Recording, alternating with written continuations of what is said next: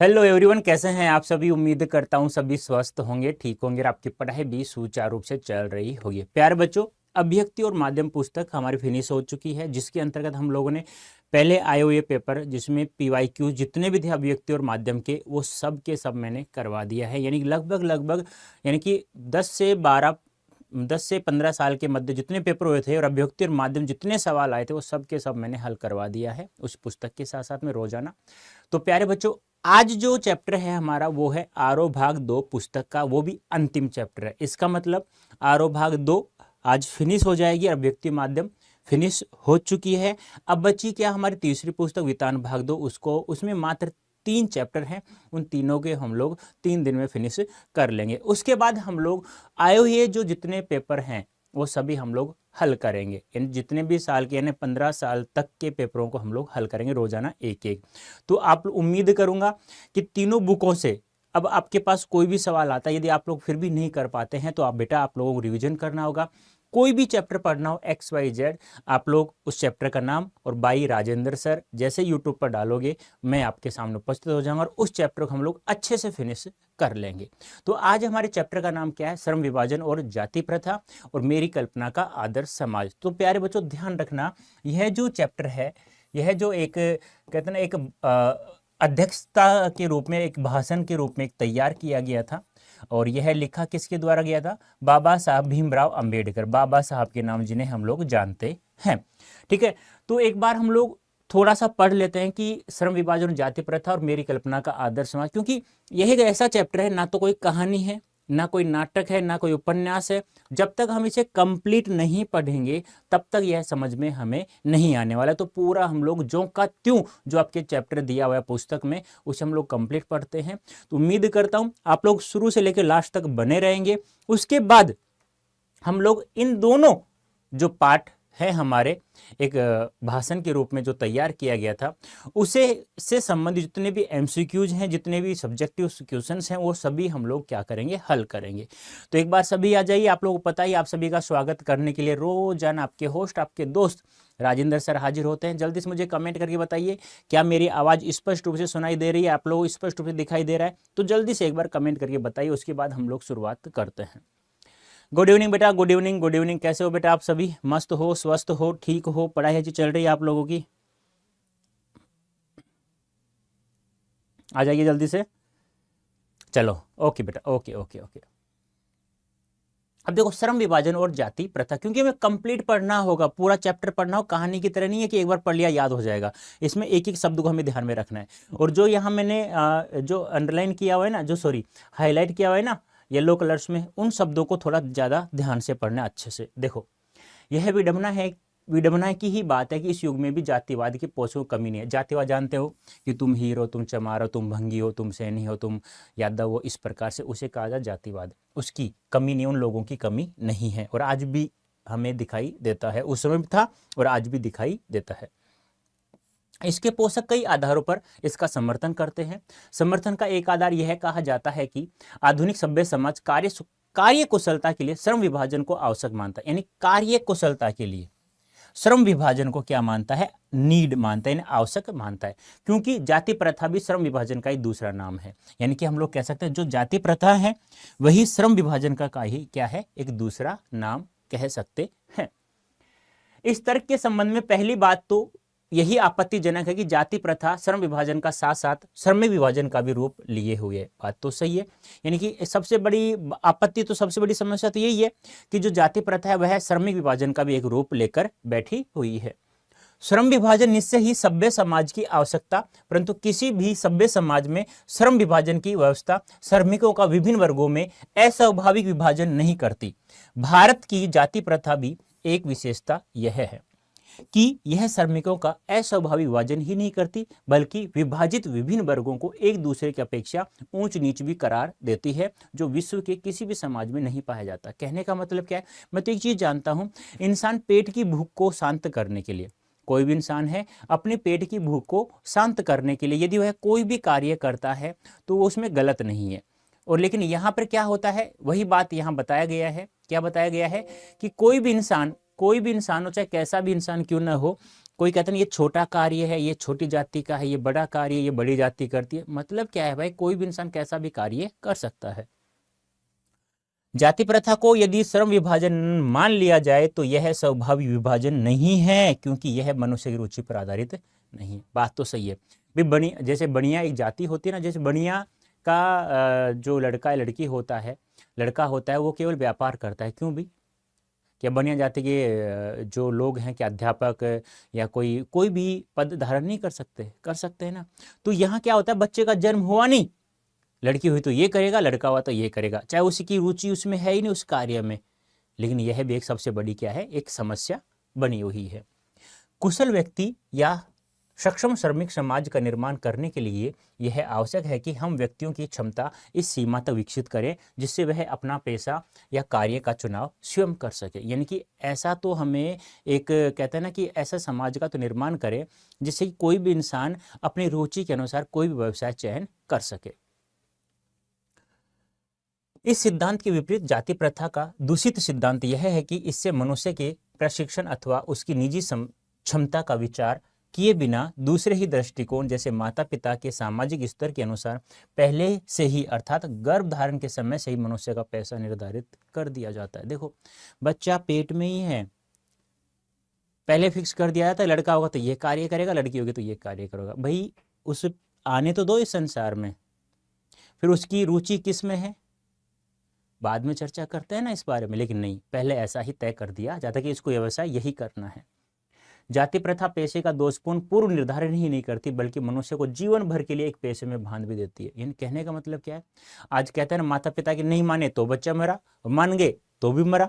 इस प्रकार का यदि समाज होता है तो वैसे नहीं, यदि पिता पुत्र या पुत्री को दोस्तों की तरह यदि अब उनको बड़ा करता है तो वह बहुत ही बड़ी बात होती है प्यारे बच्चों। ठीक है, हाँ आ जाइए जल्दी से एक बार। नमस्ते बेटा, नमस्ते। चलो, भले ही पैसा अनुपयुक्त या अपर्याप्त होने के कारण वह भूखों मर जाए, यानी कि उसे उसकी रुचि भी नहीं है उस व्यवसाय में, लेकिन फिर भी उसे करना पड़ रहा है, लेकिन चाहे वो भूखा ही क्यों ना मरे, क्योंकि आजकल जाति प्रथा कुछ ज़्यादा ही फैल रही थी उस समय। आधुनिक युग में यह स्थिति प्राय आती है क्योंकि उद्योग धंधों की प्रक्रिया व तकनीक में निरंतर विकास और कभी कभी अकस्मात परिवर्तन हो जाता है, जिसके कारण मनुष्य को अपना पेशा बदलने की आवश्यकता पड़ सकती है। और यह प्रतिकूल परिस्थितियों में भी मनुष्य को अपना पेशा बदलने की स्वतंत्रता न हो तो इसके लिए भूखों मरने के अलावा और कोई चारा भी नहीं है। हिंदू धर्म की जाति प्रथा किसी भी व्यक्ति को ऐसा पैसा चुनने की अनुमति नहीं देती जो उसका पैतृक पैसा न हो, भले ही वह उसमें पारंगत हो। अब देख लो, हिंदू धर्म में ऐसा है कि जाति के अकॉर्डिंग उसका पैसा निर्धारण किया जाता है। इस प्रकार पैसा परिवर्तन की अनुमति न देकर जाति प्रथा भारत में बेरोजगारी का एक प्रमुख और प्रत्यक्ष कारण बनी हुई है। बात तो सही है, बेरोजगारी का सबसे बड़ा कारण यही था उस समय। इस प्रकार हम देखते हैं कि श्रम विभाजन की दृष्टि से भी जाति प्रथा गंभीर दोषों से युक्त है। कहने का मतलब क्या हो गया, तात्पर्य यही हो गया कि आप कोई भी कार्य करें किसी भी प्रकार के, जैसे आज वर्तमान समय में पता ही नहीं रहता कि एक ऑफिस में हजारों लोग काम एम्प्लॉय होते हैं, हजारों लोग काम करते रहते हैं, पता नहीं तो इसकी जाति क्या है, इसकी जाति क्या है। भाई तुम्हारा मन मिल रहा है तुम दोस्ती करो, तुम्हारा मन नहीं मिल रहा है तो चलो ठीक है, आप अपने काम से मतलब रखो, हम अपने काम से मतलब रखते हैं। लेकिन पहले ऐसा बिल्कुल भी नहीं था। जाति प्रथा का श्रम विभाजन मनुष्य की स्वेच्छा पर निर्भर नहीं रहता, मनुष्य की व्यक्तिगत भावना तथा व्यक्तिगत रुचि का इसमें कोई स्थान अथवा महत्व नहीं रहता, लेकिन ही इसका क्या है, आधार है। इस आधार पर हमें यह स्वीकार करना पड़ेगा कि आज के उद्योगों में गरीबी और उत्पीड़न इतनी बड़ी समस्या नहीं है जितनी यह कि बहुत से लोग निर्धारित कार्य को अरुचि के साथ केवल व्यवस्थावस्थ करते हैं। कहने का मतलब क्या हो गया, कहने का मतलब दोस्तों यह हो गया कि कोई व्यक्ति गरीब है, वह समस्या बड़ी नहीं है, लेकिन सबसे बड़ी समस्या क्या है, किसी व्यक्ति की रुचि नहीं है फिर भी उसे वही कार्य करना पड़ रहा है। ऐसी स्थिति स्वभावतः मनुष्य को दुर्भावना से ग्रस्त रहकर टालो काम करने और कम काम करने के लिए प्रेरित करती है। बात तो सही, उसे उसकी इच्छा ही नहीं होगी, उसे जो आता है वह कार्य न करके जो नहीं आता वह कार्य करे, तो एक टालो काम ही हो गया। ऐसी स्थिति में जहां काम करने वालों का न दिल लगता है न दिमाग, न कोई कार्य कुशलता कैसे प्राप्त कर सकता है? जिसमें न दिल लगे न दिमाग लगे, फिर उस कार्य में वो कैसे कुशलता प्राप्त करेगा? बोलो, प्राप्त कर सकता है क्या? यस या नो में आंसर दो फटाफट सभी स्टूडेंट्स। अतः यह निर्विवाद रूप से सिद्ध हो जाता है कि आर्थिक पहलू से भी जाति प्रथा हानिकारक प्रथा है। बात तो सही है, यानी आर्थिक पहलू से भी जाति प्रथा क्या है? हानिकारक प्रथा है, क्योंकि यह मनुष्य की स्वाभाविक प्रेरणा, रुचि व आत्मशक्ति को दबाकर उन्हें अस्वाभाविक नियमों में जकड़ कर निष्क्रिय बना देती है। ये हो गई हमारी जाति प्रथा और श्रम विभाजन। अब देखते हैं कि बाबा साहब भीमराव अंबेडकर के अनुसार, उनके अनुसार एक आदर्श समाज कैसा होना चाहिए, कितने उसमें तत्व होने चाहिए? समता, भ्रातृता, कहते हैं ना भाईचारा, ये सब होना चाहिए। स्वतंत्रता, समता और भ्रातृता। जाति प्रथा के खेदजनक परिणामों की नीरस गाथा को सुनते सुनते आप में से कुछ लोग निश्चय ही ऊब गए होंगे। यानी कि मैं जो ये भाषण दे रहा हूँ, ये देखो एक भाषण था, लेकिन अध्यक्षता रूप में छपवाया गया था। ये बाद में पुस्तक के रूप में स्वतंत्र रूप से छपवाया गया था। तो अब भाषण के रूप में जब उन्होंने लिखा, तो उन्होंने लिखा था ये कि भाई आपने जाति प्रथा और श्रम विभाजन के बारे में सुन सुन करके आप लोग ऊब गए होंगे, यार क्या सुना रहे हैं। काफ़ी बार कुछ मूवी देखते हो ना आप लोग, तो आप कहते क्या मूवी यार, ऊब जाते हो आप लोग, दिमाग खराब हो जाता है। वही हाल यहाँ लेखक स्वयं कह रहे हैं। यह अस्वाभाविक भी नहीं है। अतः अब मैं समस्या के रचनात्मक पहलू को लेता हूँ, यानी जो समस्या है उसके रचनात्मक पहलू को लेता हूँ। मेरे द्वारा जाति प्रथा की आलोचना सुनकर आप लोग मुझसे यह प्रश्न पूछना चाहेंगे कि यदि मैं जातियों के विरुद्ध हूँ तो मेरी दृष्टि में आदर्श समाज क्या है? ठीक है, यदि ऐसा पूछोगे तो मेरा उत्तर होगा कि मेरा आदर्श समाज स्वतंत्रता, समता, भ्रातृता पर आधारित होगा। यानी कि सभी को स्वतंत्रता प्राप्त हो, कोई व्यक्ति कैसा भी कार्य कर सकता है, कहीं पर भी बैठ सकता है, कहीं पर भी उठ सकता है, कहीं पर भी पढ़ सकता है। सभी को समान रूप से कार्य करने का हक होना चाहिए। सभी में क्या होना चाहिए? भाईचारा होना चाहिए। तो इन शब्दों में किसी को शायद कोई दिक्कत भी नहीं होगी। क्या यह ठीक नहीं है? भ्रातृता अर्थात भाईचारे में किसी को क्या आपत्ति हो सकती है? किसी भी आदर्श समाज में इतनी गतिशीलता होनी चाहिए जिससे कोई भी वांछित परिवर्तन समाज के एक छोर से दूसरे तक संचारित हो सके। ऐसे समाज के बहुविधि हितों में सबका भाग होना चाहिए तथा सबको उनकी रक्षा के प्रति सजग रहना चाहिए। सामाजिक जीवन में अबाध संपर्क के अनेक साधन व अवसर उपलब्ध रहने चाहिए। तात्पर्य यह है कि दूध पानी के मिश्रण की तरह भाईचारे का यही वास्तविक रूप है। इसी का दूसरा नाम लोकतंत्र है। बात सही है। लोक यानी संसार, तंत्र यानी शासन, यानी लोगों द्वारा किया जाने वाला शासन। जैसे हमारे यहाँ, अपने यहाँ भारत देश में लोकतंत्र है, यानी कि देश की जनता ही तो प्रधानमंत्री, राष्ट्रपति, मुख्यमंत्री सब चुनती है। अब तुम कहते हो सर राष्ट्रपति को हम थोड़ी चुनते। अरे बेटा, तुमने जिस एमएलए को जिताया, जिस सांसद को आपने जिताया है, वही तो मिलकर के क्या प्रधानमंत्री, प्रधानमंत्री क्या राष्ट्रपति। तो कहने का मतलब क्या है? आप सभी का यहाँ पे क्या है? एक सहयोग बना रहता है। क्योंकि लोकतंत्र केवल शासन की एक पद्धति ही नहीं है। लोकतंत्र मूलतः सामूहिक जीवनचर्या की एक रीति तथा समाज के सम्मिलित अनुभवों के आदान प्रदान का नाम है। यानी कि एक रीति और एक समाज की सम्मिलित अनुभवों के आदान प्रदान का क्या एक नाम है। इसमें यह आवश्यक है कि अपने साथियों के प्रति श्रद्धा व सम्मान का भाव होना चाहिए। इसी प्रकार स्वतंत्रता पर भी क्या कोई आपत्ति हो सकती है? गमनागमन यानी गमन और आगमन की स्वाधीनता, जीवन तथा शारीरिक सुरक्षा की स्वाधीनता के अर्थों में शायद ही कोई स्वतंत्रता का विरोध करे। यानी कि भाईचारे से किसी को विरोध नहीं है, स्वतंत्रता का कोई विरोध नहीं कर सकता।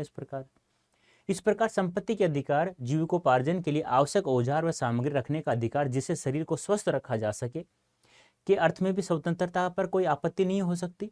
फिर भी मनुष्य की शक्ति के सक्षम एवं प्रभावशाली प्रयोग की भी स्वतंत्रता क्यों न प्रदान की जाए। कहने का मतलब क्या है? व्यक्ति अपनी रक्षा के लिए कोई भी हथियार वगैरह, कोई भी सामग्री वगैरह रख सकता है। ऐसा सभी को स्वतंत्र रूप से स्वतंत्रता प्राप्त होनी चाहिए और प्रत्येक व्यक्ति किसी भी जगह पर कोई भी सामग्री जुटाने के लिए उसे स्वतंत्रता होनी चाहिए। बोलो यस या नो, आप मानते हो नहीं मानते हो इस बात को? जल्दी से मुझे कमेंट करके बताइए।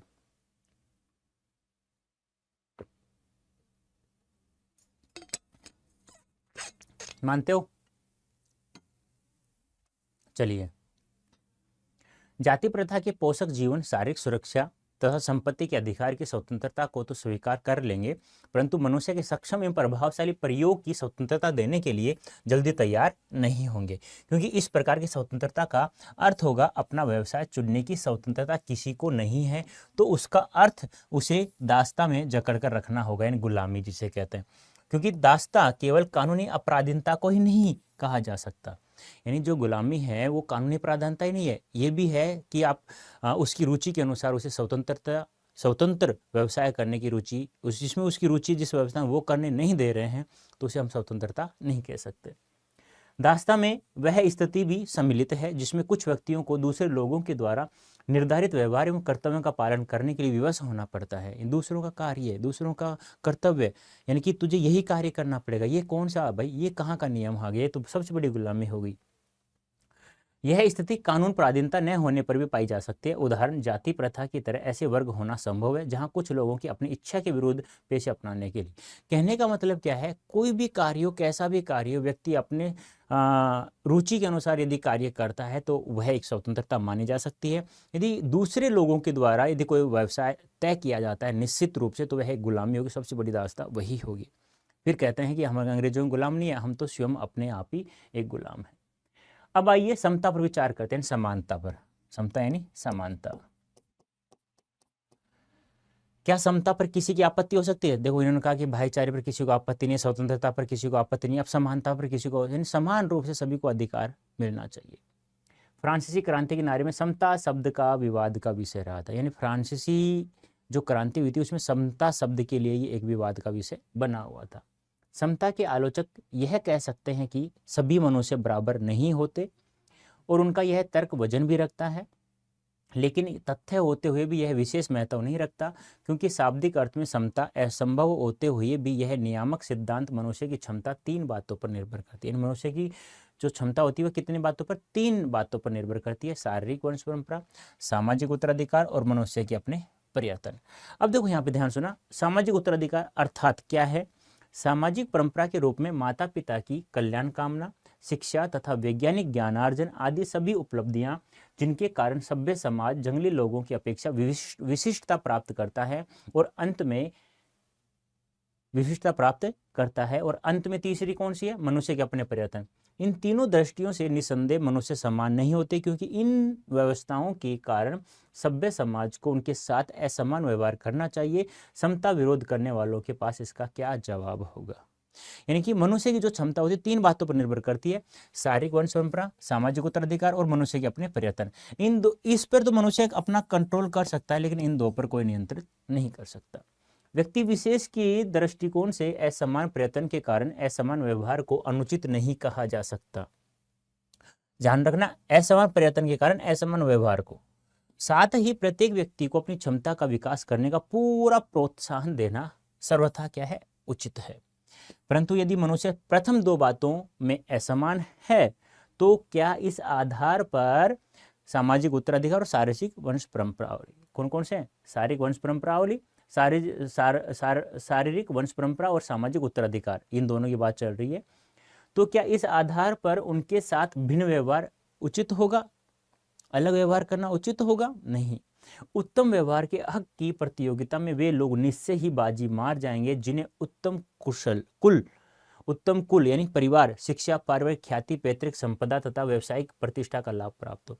कहने का मतलब क्या है, अब कोई भी प्रतियोगिता आयोजित करते हैं और जिसको सारे मतलब वो उस प्रतियोगिता को जीतने के लिए, पास करने के लिए जितने भी समस्याओं का समाधान होना चाहिए, वो सभी समस्याएं किनको प्राप्त होंगी? जो अच्छे कुल में जन्मा हो, जिसे अच्छी शिक्षा प्राप्त हो, और उन लोगों को क्या, जो सरकारी स्कूल में पढ़ते हैं।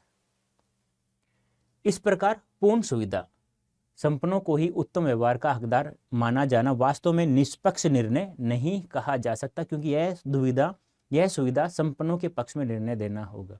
यानी कि जिसके पास सारे अधिकार उसका तो कार्य हो जाए। जैसे कि मान लो कोई धनवान व्यक्ति है, उसके पास मान लो वो कह रहा है कि मुझे कार्य करना है, तो उसका तुरंत हो जाता है। एक गरीब बच्चे का कार्य नहीं हो पाता, तो ये क्या, निष्पक्ष निर्णय नहीं कहा जा सकता।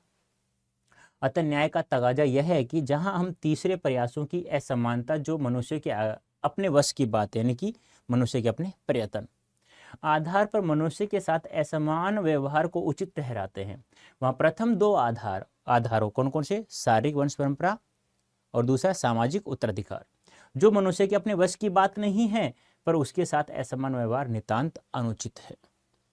और हमें ऐसे व्यक्तियों के साथ यथासंभव समान व्यवहार करना चाहिए। दूसरे शब्दों में, समाज की यदि अपने सदस्यों से अधिकतम उपयोगिता प्राप्त करनी है तो यह तो संभव है जब समाज के सदस्यों को आरंभ से ही समान अवसर व समान व्यवहार उपलब्ध कराया जाए। इसी को तो समानता कहा जाता है। समता का औचित्य यहीं पर समाप्त नहीं होता। वो क्या है? समता का उचित जो मैं समझा रहा हूँ औचित्य, वह समाप्त यहीं पर नहीं होता, इसका और भी आधार उपलब्ध है। एक राजनीतिक पुरुष का बहुत ही बड़ी जनसंख्या से पाला पड़ता है, वो सभी को समान रूप से आंकता है, तभी तो वो जीतता है। अपनी जनता से व्यवहार करते समय राजनीतिज्ञ, जो राजनीति को जानता है, राजनीतिज्ञ के पास न तो इतना समय होता है, न प्रत्येक के विषय में इतनी जानकारी ही होती है जिससे वह सबकी अलग अलग आवश्यकताओं तथा क्षमताओं के आधार पर वांछित व्यवहार अलग अलग कर सके। वैसे भी आवश्यकताओं और क्षमताओं के आधार पर भिन्न व्यवहार कितना भी आवश्यक तथा औचित्यपूर्ण क्यों न हो, मानवता के दृष्टिकोण से समाज दो वर्गों व श्रेणियों में नहीं बांटा जा सकता है। ऐसी स्थिति में राजनीतिज्ञ को अपने व्यवहार में एक व्यवहार्य सिद्धांत की आवश्यकता रहती है, और वह व्यवहार्य सिद्धांत यही होता है कि सब मनुष्यों के साथ समान व्यवहार किया जाए। तभी तो एक इंसान जो होता है राजनीतिज्ञ कहलाता है। यानी कि आप बताइए, हमारे जो प्रधानमंत्री श्री नरेंद्र मोदी जी हैं, क्या वो प्रत्येक व्यक्ति को जानते हैं? नहीं, लेकिन सभी के साथ वो समान रूप से व्यवहार करते हैं, तभी तो वो प्रधानमंत्री हैं। राजनीतिज्ञ यह व्यवहार इसलिए नहीं करता कि सब लोग समान होते हैं, बल्कि इसलिए कि वर्गीकरण एवं श्रेणीकरण संभव होता है। इस प्रकार समता यद्यपि काल्पनिक जगत की वस्तु है, फिर भी राजनीतिज्ञ को यह सभी परिस्थितियों को दृष्टि में रखते हुए उसके लिए यही मार्ग भी रहता है, क्योंकि यही व्यवहारिक भी है और यही उसके व्यवहार की एकमात्र कसौटी भी है। कहने का मतलब क्या है? सभी के साथ समान रूप से व्यवहार किया जाए, एक व्यवहार्य सिद्धांत के आधार पर।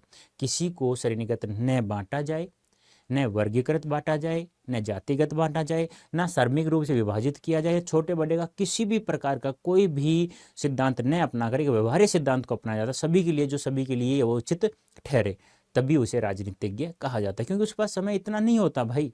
तब बाबा साहब भीमराव अम्बेडकर ने कहा है कि मेरी कल्पना के अनुसार एक आदर्श समाज वह ऐसा होना चाहिए जिसमें ये तीनों चीजें हों, स्वतंत्रता, समता और बृहत्तरता। इन तीनों से शायद किसी को कोई आपत्ति नहीं होगी। आप चलते हैं हमारे एमसीक्यूज पर, तो फटाफट बताइए, इन्हें भी जाने। अंबेडकर की पुस्तक जाति भेद का उच्छेद और इस विषय में गांधी जी के साथ उनके संवाद की जानकारी, यानी कि एक अंबेडकर की पुस्तक है अंबेडकर जी की, जाति भेद का उच्छेद। हिंदी स्वराज नामक पुस्तक भी गांधी जी ने कैसे आदर्श समाज की कल्पना की है, वह भी पढ़े। अब देखो, पहला सवाल क्या है? लेखक के अनुसार मनुष्य की कार्य कुशलता किस प्रकार बढ़ाई जा सकती है? कार्य कुशलता श्रम विभाजन द्वारा, जनसंख्या बढ़ाकर, जाति प्रथा द्वारा, सभी को समान अवसर देकर। तो कार्य कुशलता कैसे बढ़ेगी? जब सभी को समान अवसर दिया जाएगा। ठीक है, नेक्स्ट। लेखक के अनुसार दासता का संबंध किससे नहीं है? दासता का साथ संबंध है गुलामी, यानी कि मतलब किससे नहीं है? कानून से नहीं है। वो ये भी ध्यान रखना कि कानून को ही गुलामी नहीं कह सकते कि कोई व्यक्ति कानून के अंदर जकड़ा हुआ है। सबसे बड़ी तो जाति प्रथा है, श्रम विभाजन का रूप लेकर बैठी हुई है। बच्चों या समाज के लोगों को दूसरे लोगों द्वारा निर्धारित व्यवहार और कर्तव्यों का पालन करने के लिए मजबूर करना क्या कहलाता है? तो मजबूर करेंगे तो उसे क्या कहेंगे? गुलामी कहेंगे, उसे दासता कहेंगे। बेटा ध्यान से समझना, मैंने दोनों चैप्टर अच्छे से पढ़ा दिया है, दोनों भाग। लेखक ने भारतीय समाज में बेरोजगारी और भुखमरी का क्या कारण बताया है? भुखमरी और बेरोजगारी का क्या बताया? जाति प्रथा है क्या कहीं? ये रहा। आर्थिक विकास के लिए जाति प्रथा का परिणाम कैसा है? आर्थिक विकास के लिए जाति प्रथा का परिणाम कैसा है? हानिकारक है, लाभकारी है, उपयोगी, अनुपयोगी। तो आर्थिक विकास जाति प्रथा करेंगे तो क्या हो जाएगा? हानिकारक ही होगा। लेखक समाज के सभी सदस्यों को कौन से अवसर प्रदान करने के पक्ष में है? यानी कि लेखक यानी बाबा साहब भीमराव अंबेडकर समाज के सभी सदस्यों को कौन से अवसर प्रदान करने के पक्ष में? समान अवसर, लाभदायक अवसर, व्यवहारिक अवसर, अव्यवहारिक। तो क्या होता है? समान अवसर, यानी जिसे हम लोग कहते हैं समता या समानता। ठीक है बेटा जी, आ रहा है ना समझ में? ऐसे पूरा चैप्टर हम लोग प्रत्येक चैप्टर को पढ़ लेंगे ना, तो हम प्रत्येक सवाल को हल कर सकते हैं बेटा। लेखक ने दूध और पानी के मिश्रण से किसकी तुलना की है? भाईचारे से। दूध में जैसे पानी मिला देते हैं, पता नहीं होता, ऐसे ही मिश्रण इनका होता है। जाति प्रथा का श्रम विभाजन किस प्रकार का है? जाति प्रथा का श्रम विभाजन किस प्रकार का? अस्वाभाविक है। स्वाभाविक तो है ही नहीं, अस्वाभाविक है। जाति प्रथा का सबसे बड़ा दोष क्या है? यह लोगों को एक पैसे से जोड़ देती है, यह लोगों को अनेक व्यवसाय से जोड़ देती है, व्यवसाय में परिवर्तन कर देती है, यह रोजगार में परिवर्तन कर देती है। यानी यह लोगों को एक पैसे से जोड़ देती है, यानी कि तुझे यही कार्य करना होगा बस, और कुछ नहीं करना होगा। माता पिता कहते हैं ना कि मैं कलेक्टर हूँ, तेरी माँ प्रोफेसर है, अब तू ऐसा कार्य क्यों कर रहा है, तो वो गलत उनके अनुसार है, उसके अनुसार नहीं कि उसकी जो रुचि है उसमें वो कार्य कर रहा है, तो उसे वही कार्य करना चाहिए, करने देना चाहिए। बाबा साहब अम्बेडकर ने किस प्रकार के समाज की कल्पना की है? आदर्श समाज की। और कितने तत्व हैं उसमें? 3। आदर्श समाज में परिवर्तन का लाभ किन लोगों को प्राप्त होगा? गरीबों को होगा, सीधी सी बात है। सॉरी, आदर्श समाज में परिवर्तन का लाभ किन लोगों को? सभी को प्राप्त होगा बेटा, अमीरों को भी होगा, गरीबों को भी होगा, सभी को नहीं देगा, ध्यान नहीं दिया इनको में। नेक्स्ट, लेखक ने आदर्श समाज के कितने तत्वों की बात की? 3 तत्वों की। कौन कौन से हैं बताइए जल्दी से कमेंट करके, सभी स्टूडेंट बताएंगे कितने तत्व हैं, कौन कौन से हैं वो, फटाफट बताइए। जाति प्रथा समाज में क्या पैदा करती है? ऊंच नीच का भेदभाव, तू छोटी जाति का है, तू बड़ी जाति का है, तू नीची जाति का है, तू बुरी जाति का है, ऐसे कहते हैं ना। जाति प्रथा से व्यक्ति को कैसा पैसा मिलता है? जाति प्रथा व्यक्ति को कौन सा पैसा मिलता है? पैतृक पैसा, पिता द्वारा निर्धारित किया गया पैसा, व्यवसाय, पैसा ही नहीं व्यवसाय। जाति प्रथा व्यक्ति को जीवन भर के लिए किसमें बांध देती है? जाति प्रथा व्यक्ति को जीवन भर के लिए किससे बांध देती है? एक ही व्यवसाय से, अनेक व्यवसायों से, रुचिगत व्यवसाय से, तर्कशील व्यवसाय से, यानी जीवन पर। जाति प्रथा है तुझे कहते हैं ना कि बच्चा गर्भ में ही है, अभी पेट में ही है, उससे पहले तो उसका पैसा निर्धारित कर दिया जाता है। अंबेडकर के विख्यात भाषण एनिहिलेशन ऑफ कास्ट 1936 का हिंदी अनुवाद किसने किया? ये जो भाषण हमने पढ़ा है ना, ये 2 पार्ट, ये नाम था एनिहिलेशन ऑफ कास्ट, जो 1936 में एक भाषण के रूप में तैयार किया गया था। इसका हिंदी अनुवाद किसने किया? लल्लई सिंह यादव ने। ध्यान रखना, बहुत ही गजब का सवाल बनता है यदि पूछा गया तो। लल्लई सिंह यादव ने अंबेडकर के विख्यात भाषण एनिहिलेशन ऑफ कास्ट 1936 का हिंदी अनुवाद किस नाम से किया? जाति भेद के उच्छेद के नाम से किया था। और इसको 2 भागों में डिवाइड किया था, श्रम विभाजन और जाति प्रथा, और मेरी कल्पना का आदर्श समाज। लल्लई सिंह यादव ने अंबेडकर के विख्यात भाषण एनिहिलेशन ऑफ कास्ट 1936 का हिंदी अनुवाद जाति भेद का उच्छेद नाम से 2 प्रकरणों में किया। उन दोनों का नाम बताइए। ये यहाँ तो इजी हो गया है, अब बिना देखे आपसे ये पूछ लिया जाता है, जब जितने चैप्टर उन सभी चैप्टरों में से आ जाता है तो फिर आपको दिक्कत बड़ी हो जाती है। समता शब्द का विवाद किस क्रांति के नारे में रहा? समता शब्द फ्रांसीसी क्रांति के नारे में। मनुष्य की क्षमता कितने बातों पर निर्भर करती है? 3। कौन कौन सी? शारीरिक वंश परंपरा, सामाजिक उत्तराधिकार और मनुष्य के अपने परिवर्तन। ये सवाल अच्छा है, पूछा जाएगा, 101 पूछा जाएगा, ध्यान रखना है। मनुष्य की 3 बातों पर क्षमता 3 बातों पर निर्भर करती है। मनुष्य की क्षमता 3 बातों पर निर्भर करती है, शारीरिक वंश परंपरा, सामाजिक उत्तराधिकार, अर्थात सामाजिक परंपरा के रूप में माता पिता की कल्याण कामना, शिक्षा तथा वैज्ञानिक ज्ञान अर्जन आदि सभी उपलब्धियां जिनके कारण सभ्य समाज जंगली लोगों की अपेक्षा विशिष्टता प्राप्त करता है। और तीसरा क्या है? मनुष्य के अपने प्रयत्न, जिस पर उसका वश चलता है। इन पर वश नहीं चलता, इन दोनों पर वश नहीं चलता है, ध्यान रखना। अंबेडकर जी के अनुसार आदर्श समाज कैसा होना चाहिए? जिसमें 3 शब्द हो, स्वतंत्रता हो, सभी को स्वतंत्रता प्राप्त हो, समानता हो और भाईचारा हो। दूध पानी का मिश्रण जिस प्रकार से होता है वही भाईचारा। 14 अक्टूबर 1956 को अंबेडकर जी ने कितने अनुयायियों के साथ बौद्ध मतानुयायी बन गए थे? इन्होंने क्यों अपनाया बौद्ध धर्म? क्योंकि इन्होंने कहा कि हिंदू धर्म में सबसे ज़्यादा जाति प्रथा फैली हुई है, इसलिए उन्होंने हिंदू धर्म से मोह भंग हो गया और उन्होंने बौद्ध धर्म अपना लिया। तो कितने अनुयायियों के साथ? 5 लाख अनुयायियों के साथ। ये छोटा सा चैप्टर था हमारा, 30 मिनट में लगभग फिनिश हो गया है। तो देखो बेटा, अब आप लोग ईमानदारी से जब पढ़ते हैं ना तो पूरा चैप्टर ऐसे चला जाता है। अब कोई भी सवाल आप में, ये पूरा चैप्टर पढ़ कर किसी भी सवाल में आप लोग अटके, ईमानदारी से बताओ कोई भी सवाल गलत किया? नहीं किया। अब जिसने गलत किया है उसने थोड़ा सा ध्यान देने की आवश्यकता है, ठीक है। अब देखो, ये तो क्लास 12 थी, ठीक है, ये तो क्लास क्या थी? 12th थी, ठीक है। चलो कोई बात नहीं, क्लास 12th है।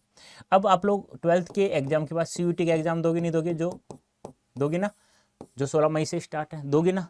अब CUET की तैयारी करनी है, तो CUET की तैयारी करने के लिए मैं आप लोगों को बता देता हूँ। आप लोगों को एक डेल्टा बैच हम लोगों ने लॉन्च किया है, उस पेड बैच में आप लोग जुड़ जाइए। कैसे जुड़ेंगे?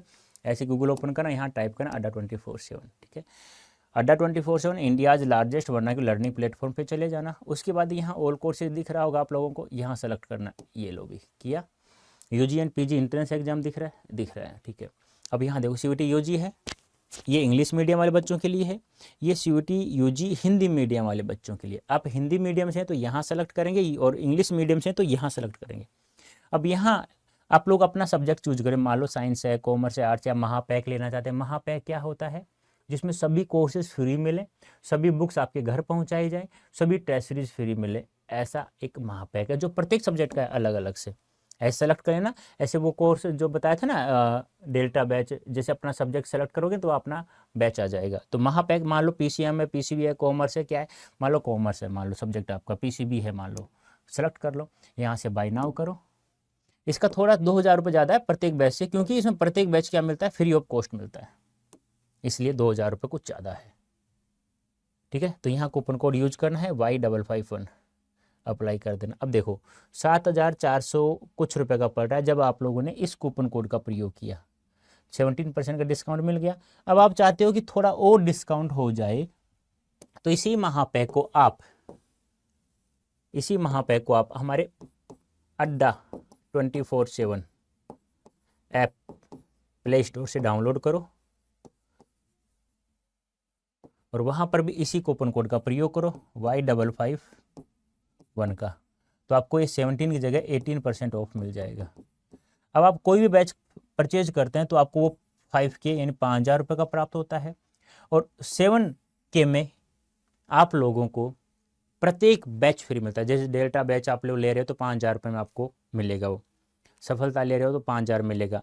अब सभी बैच फ्री मिल जाएं, सभी टेस्ट सीरीज, इसके अलावा जैसे 5000 का बैच ले लिया आप लोगों ने तो आपको टेस्ट सीरीज अलग से परचेज करनी पड़ेगी, बुक अलग से परचेज करनी पड़ेगी। यहाँ सब प्रत्येक बुक आपके घर पहुँचाई जाती है, प्रत्येक बैच फ्री मिलता है, प्रत्येक टेस्ट सीरीज फ्री मिलता है, उसी के लिए इसका 2000 आपसे ज़्यादा लिया जा रहा है। तो कैसा लगा सेशन बताना एक बार मुझे कमेंट करके। ऐसे ही पढ़ना है प्रत्येक चैप्टर को। तो आज हमारी आरो भाग 2 पुस्तक भी फिनिश हो चुकी है। अव्यक्ति और माध्यम कल यस्टरडे फिनिश हो ही गई थी। अब प्यारे बच्चों, उम्मीद करता हूँ वितान भाग 2 को मैं भी जितने 3 चैप्टर हैं 3 दिन में उसे फिनिश कर लेंगे। उसके बाद हम लोग एक नई सीरीज के साथ में प्रत्येक चैप्टर को अच्छे से PYQ के साथ में हम लोग फिर से पढ़ना स्टार्ट करेंगे। तो प्यारे बच्चों, अभी के लिए इतना ही। धन्यवाद, थैंक यू सो मच। कैसा लगा सेशन कमेंट करके अवश्य बताना है। और जो CUET की तैयारी करना चाहता है वो Y551 कोड का यूज करके आप लोग हमारे साथ जुड़ सकते हैं। तो वहाँ आपका हार्दिक अभिनंदन, स्वागत है। तो प्यारे बच्चों, अभी के लिए इतना ही। धन्यवाद, thank you so much. Hello everyone, कैसे हैं आप सभी? उम्मीद करता हूं सभी स्वस्थ होंगे, ठीक होंगे, आपकी पढ़ाई भी सुचारू रूप से चल रही होगी। प्यारे बच्चों, आज की सेशन में हम लोग वितान भाग 2 पुस्तक का सेकंड चैप्टर हम लोग पढ़ने जा रहे हैं। जल्दी से एक बार सेशन जुड़ जाइए आप लोग, और जुड़ने के बाद में मुझे बताइए क्या ऑडियो वीडियो ठीक है, क्या मेरी आवाज़ स्पष्ट रूप से सुनाई दे रही है आप लोगों को। तो जल्दी से मुझे कमेंट कर दीजिए, उसके बाद हम लोग शुरुआत करते हैं। प्यारे बच्चों, नमस्ते नमस्ते नमस्ते, गुड इवनिंग बेटा, गुड इवनिंग। आप सभी का हार्दिक स्वागत, अभिनंदन है बेटा हमारे यूट्यूब चैनल पर अड्डा 24/7 ह्यूमैनिटीज पर। जल्दी से आ जाइए, एक बार जुड़ जाइए, उसके बाद जल्दी से कमेंट करके बता दीजिए, क्योंकि चैप्टर बहुत ही बड़ा है, क्योंकि हमें इसे फिनिश भी करना है और कुछ मोस्ट इम्पोर्टेंट MCQs भी हमें देखना है जो हमारे एग्जाम में आने की संभावना जिन सवालों की। तो जल्दी से एक बार आ जाइए और जुड़ जाइए। आपको पता ही है, जूझ एक संघर्ष करना, जूझ का अर्थ हम कह सकते हैं जूझना, जिसे संघर्ष करना जिसे हम लोग कहते हैं। जय श्री राम, जय श्री राम बेटा। Yes sir, all clear. चलो ठीक है, चलो हम लोग बात करते हैं यहाँ पे जूझ। पहले बात तो हम लोग बात करें इसके जो इस आत्मकथात्मक जो उपन्यास है, इसके जो लेखक हैं वो कौन है? आनंद यादव जी हैं। ठीक है, ये बात ध्यान रखना सीयूईटी के लिए। और कैसा उपन्यास है ये? आत्मकथात्मक उपन्यास है। कैसा उपन्यास है? आत्मकथात्मक उपन्यास है। आत्मकथात्मक क्या होता है प्यारे बच्चों? यानी कि स्वयं के बारे में लिख देना, स्वयं के बारे में कुछ बातें लिख देना। जैसे कि आप अपने बारे में लिख दो, मैं अपने बारे में लिख दूँ, पूरा बहुत बड़ा लिख दूँ, तो उसे कहा जाता है आत्मकथात्मक। ठीक है, हाँ। और दूसरी बात करें, यहाँ लेखक ने स्वयं के बारे में लिखा है, वो किस प्रकार से पढ़ाई के लिए संघर्ष करते हैं, जूझते हैं किस प्रकार से, ठीक है, उसको हम लोग देखते हैं। देखो, यह मराठी के प्रख्यात कथाकार आनंद यादव का बहुचर्चित, एक बहुप्रशंसित आत्मकथात्मक उपन्यास है। बहुत ज़्यादा प्रशंसा, बहुत ज़्यादा इनको सर्वप्रसिद्धि प्राप्त हुई थी। यह अंश यही यहाँ दिया गया है। यह किशोर में देखे और भोगे हुए गवई जीवन के खुरदरे यथार्थ और उसके रंगारंग प्रवेश के अत्यंत विश्वसनीय जीवंत गाथा है। गवई यानी गांव का जीवन है, किस प्रकार से लोग गांव में जीवन यापन करते हैं, किस प्रकार से माता पिता बच्चों को पढ़ाते नहीं है, क्या कारण है, यह सब यहाँ उन्होंने लिखा है अपने बारे में। इस आत्मकथात्मक उपन्यास में जीवन का मर्म स्पर्शी, देखो यहाँ जो लिखा गया है ना, वो लेखक ने स्वयं के बारे में लिखा है। किसके बारे में लिखा है? स्वयं के बारे में। मर्म स्पर्शी चित्रण तो है ही, अस्त व्यस्त अल मस्त निम्न मध्य वर्गीय ग्रामीण समाज और लड़ते जूझते किसान मजदूरों के संघर्ष की भी अनूठी झांकी है। संघर्ष, जूझ जिसे कहते हैं, यानी कि निम्न मध्यवर्गीय नहीं, निम्न मध्यवर्गीय यानी मध्य वर्ग से भी नीचे वाले परिवार जो खेती करते हैं। कभी बरसात नहीं होती, कभी बैल प्यासे मर जाते हैं, कभी बैल मर जाता है, कभी कुछ हो जाता है, कभी कुछ बहुत सारी समस्याएं होती हैं और वो पढ़ाई पर ध्यान नहीं दे पाते हैं। यहाँ लिए गए अंश में हर स्थिति में पढ़ने की लालसा लिए धीरे धीरे साहित्य, संगीत और अन्य विषयों की ओर बढ़ते किशोर के कदमों की आकुल आहट सुनी जा सकती है, जो निश्चय ही किशोर होते विद्यार्थियों के लिए हम कदम बन सकती है। देखो यहाँ पे लेखक है जकाते, जिनका स्कूल में नाम पड़ता है, इस स्कूल का नाम है, ठीक है। अब ये जो बच्चा है ये कौन है? ये लेखक स्वयं है। ये किस प्रकार से अपने पिताजी को ये क्या कहते हैं? दादाजी कहते हैं, दादा के नाम से पुकारते हैं। और दादा पढ़ाई, इन्हें बिल्कुल भी, दादा को पढ़ाई बिल्कुल नहीं थी। वो कहता था क्या वकीलाई करेगा, क्या वकालत करेगा, तू नहीं कर सकता कुछ, तू केवल खेती बाड़ी करेगा। अब इसके जो दादा थे वो कामचोर थे, वो केवल रखमाबाई, ये ध्यान रखना है, और पूरा सांड की तरह गांव में घूमते रहते थे। ये ऐसा कौन कहता है? ये जकाते की जो माँ है वो कहती है। लेकिन यहाँ पे एक सरकार है, दत्ताजी राव देसाई। अब माँ को जब लेखक कहता है कि मुझे पढ़ना है, मुझे बहुत अच्छे से पढ़ना है, तो लेखक की माँ कहती है कि तुम्हारे पिता को पता चल जाएगा तो बरहैला सुअर की तरह घुर्राएगा, ठीक है। तो वो आइडिया, उनको एक विचार आता है बच्चे को या लेखक को, वो कहता है कि दत्ताजी राव सरकार ही उन्हें समझा सकते हैं। तो वो एक दिन उनके पास वो चले जाते हैं। ऐसे लेखक का काम बन जाता है और वो स्कूल में एडमिशन उनका हो जाता है वापस से। अब यहाँ देखो, आपसे पूछा जाएगा गमछा का शाब्दिक अर्थ क्या है, जीवने का शाब्दिक अर्थ क्या है, यतिगति का शाब्दिक अर्थ क्या है। ये यतिगति है ना, एक छंद का टॉपिक है काव्य शास्त्र में। यति यानी ठहराव, रुकना जिसे कहते हैं। गति यानी चलना सॉरी, यानी कि ठहरने के बाद फिर चल देते हैं ना, ये छंद की भाषा में यति गति। गमछा होता है एक पतले कपड़े का तौलिया होता है। जीवना, जैसे आप लोग शादी विवाह निमंत्रण पर जाते हो ना, भोजन ग्रहण करना जिसे कहते हैं, हम लोग पंगत में बैठ जाते हो। आजकल तो पंगत नहीं, प्लेट उठाया और उसमें अनाप शनाप डालिया, खाया कुछ और छोड़ के चले गए। आदत गंदी पड़ चुकी है आजकल वर्तमान में बच्चों की। कविता में रुकने और आगे बढ़ने के नियम, यति गति छंद का नियम है, यह ध्यान रखना। क्योंकि छंद किसे कहते हैं? ऐसी रचना जिसमें यति गति गण, ठीक है, पद आदि के नियमों का पालन, मात्रा आदि के नियमों का पालन किया जाता है, उसे छंद कहा जाता है। और ये भी ध्यान रखना, ये सीयूटी के लिए बहुत अच्छा सवाल बनता है। क्या? जूझ उपन्यास से लिया गया, जो सन 1990 में जिन्हें साहित्य अकादमी पुरस्कार से सम्मानित किया गया। यानी आपसे पूछा जाए डॉक्टर आनंद यादव को साहित्य अकादमी पुरस्कार किस रचना के ऊपर प्राप्त हुआ, तो जूझ के ऊपर, ठीक है। लेखक ने स्वयं के ऊपर लिखा है। अब देखो यहाँ लेखक क्या कहता है, मैं एक बार बता देता हूँ, फिर आप लोग पढ़ते रहना। लेखक का मन है ना बहुत विचलित रहता है, वो पढ़ने का मन बहुत ज़्यादा करता है, उसे और कोई काम नहीं है, विचलन केवल पढ़ने का ही है उसे। वो कहता है कि मैं पढ़ना चाहता हूँ, लेकिन दादा के सामने, पिताजी के सामने खड़े होकर कहने की ऐसी हिम्मत नहीं है, क्योंकि ऐसा कह दिया तो दादा पीठ कूट देगा, यानी कि हड्डी पसली एक कर देगा, बहुत मारता है। माँ से कहा, जब माँ एक दिन कंडे, कंडे क्या होता है ध्यान रखना, गोबर होता है ना, भैंस गाय भैंसों का जो गोबर होता है उसे कंबे जैसे छाने भी कहते हैं, उपले भी जिसे कहते हैं, वो छाप रही थी। लेखक माँ को बाल्टी से पानी पकड़ा रहा था। तो माँ, लेखक कहता है माँ से कि माँ मैं पढ़ना चाहता हूँ, मैं स्कूल जाना चाहता हूँ। तो लेखक की माँ कहती है कि आपके पिता को पता चल गया तो वह बरहेला सुअर की तरह घुर आएगा, देख लो, और तुझे बहुत मारेगा। तो लेखक जैसे तैसे करके माँ को तो मनाया, फिर माँ कहती है ठीक है। माँ की एक ख्वाहिश थी, क्या थी, कि माँ की ख्वाहिश थी कि मैं बच्चे को 7वीं तक तो पढ़ाऊंगी, लेकिन पिता दादा नहीं। अब लेखक को यह भी पता था कि जन भर यदि पूरा दिन रात दिन एक भी करें, पूरे जीवन यदि खेती भी करें ना, तो भी कुछ हमें प्राप्त नहीं होगा, इसलिए वह पढ़ना चाहता था। तो उस दिन जब कंडे छाप रही थी, माँ को पटाया कैसे तैसे करके, समझाया, तो फिर लेखक को एक सुझाव आया, क्यों न माँ हम लोग दत्ताजी राव सरकार के पास चले और वह ही दादा को समझा सकता है। तो जैसे तैसे करके एक रात वो निकल गए और दत्ताजी राव को बताया कि ऐसे ऐसे बात है। तो अब दत्ताजी राव भी गुस्से में, बच्चे की पढ़ाई के लिए वो भी आगे रहते थे, हमें आगे थे हमेशा। तो कहते वो करता क्या है, तो माँ कहती है कि पूरे दिन गांव में सांड की तरह घूमता रहता है, रखमा माई के पास में पूरा दिन बिता देता है। तो पिताजी को बहुत गुस्सा आया।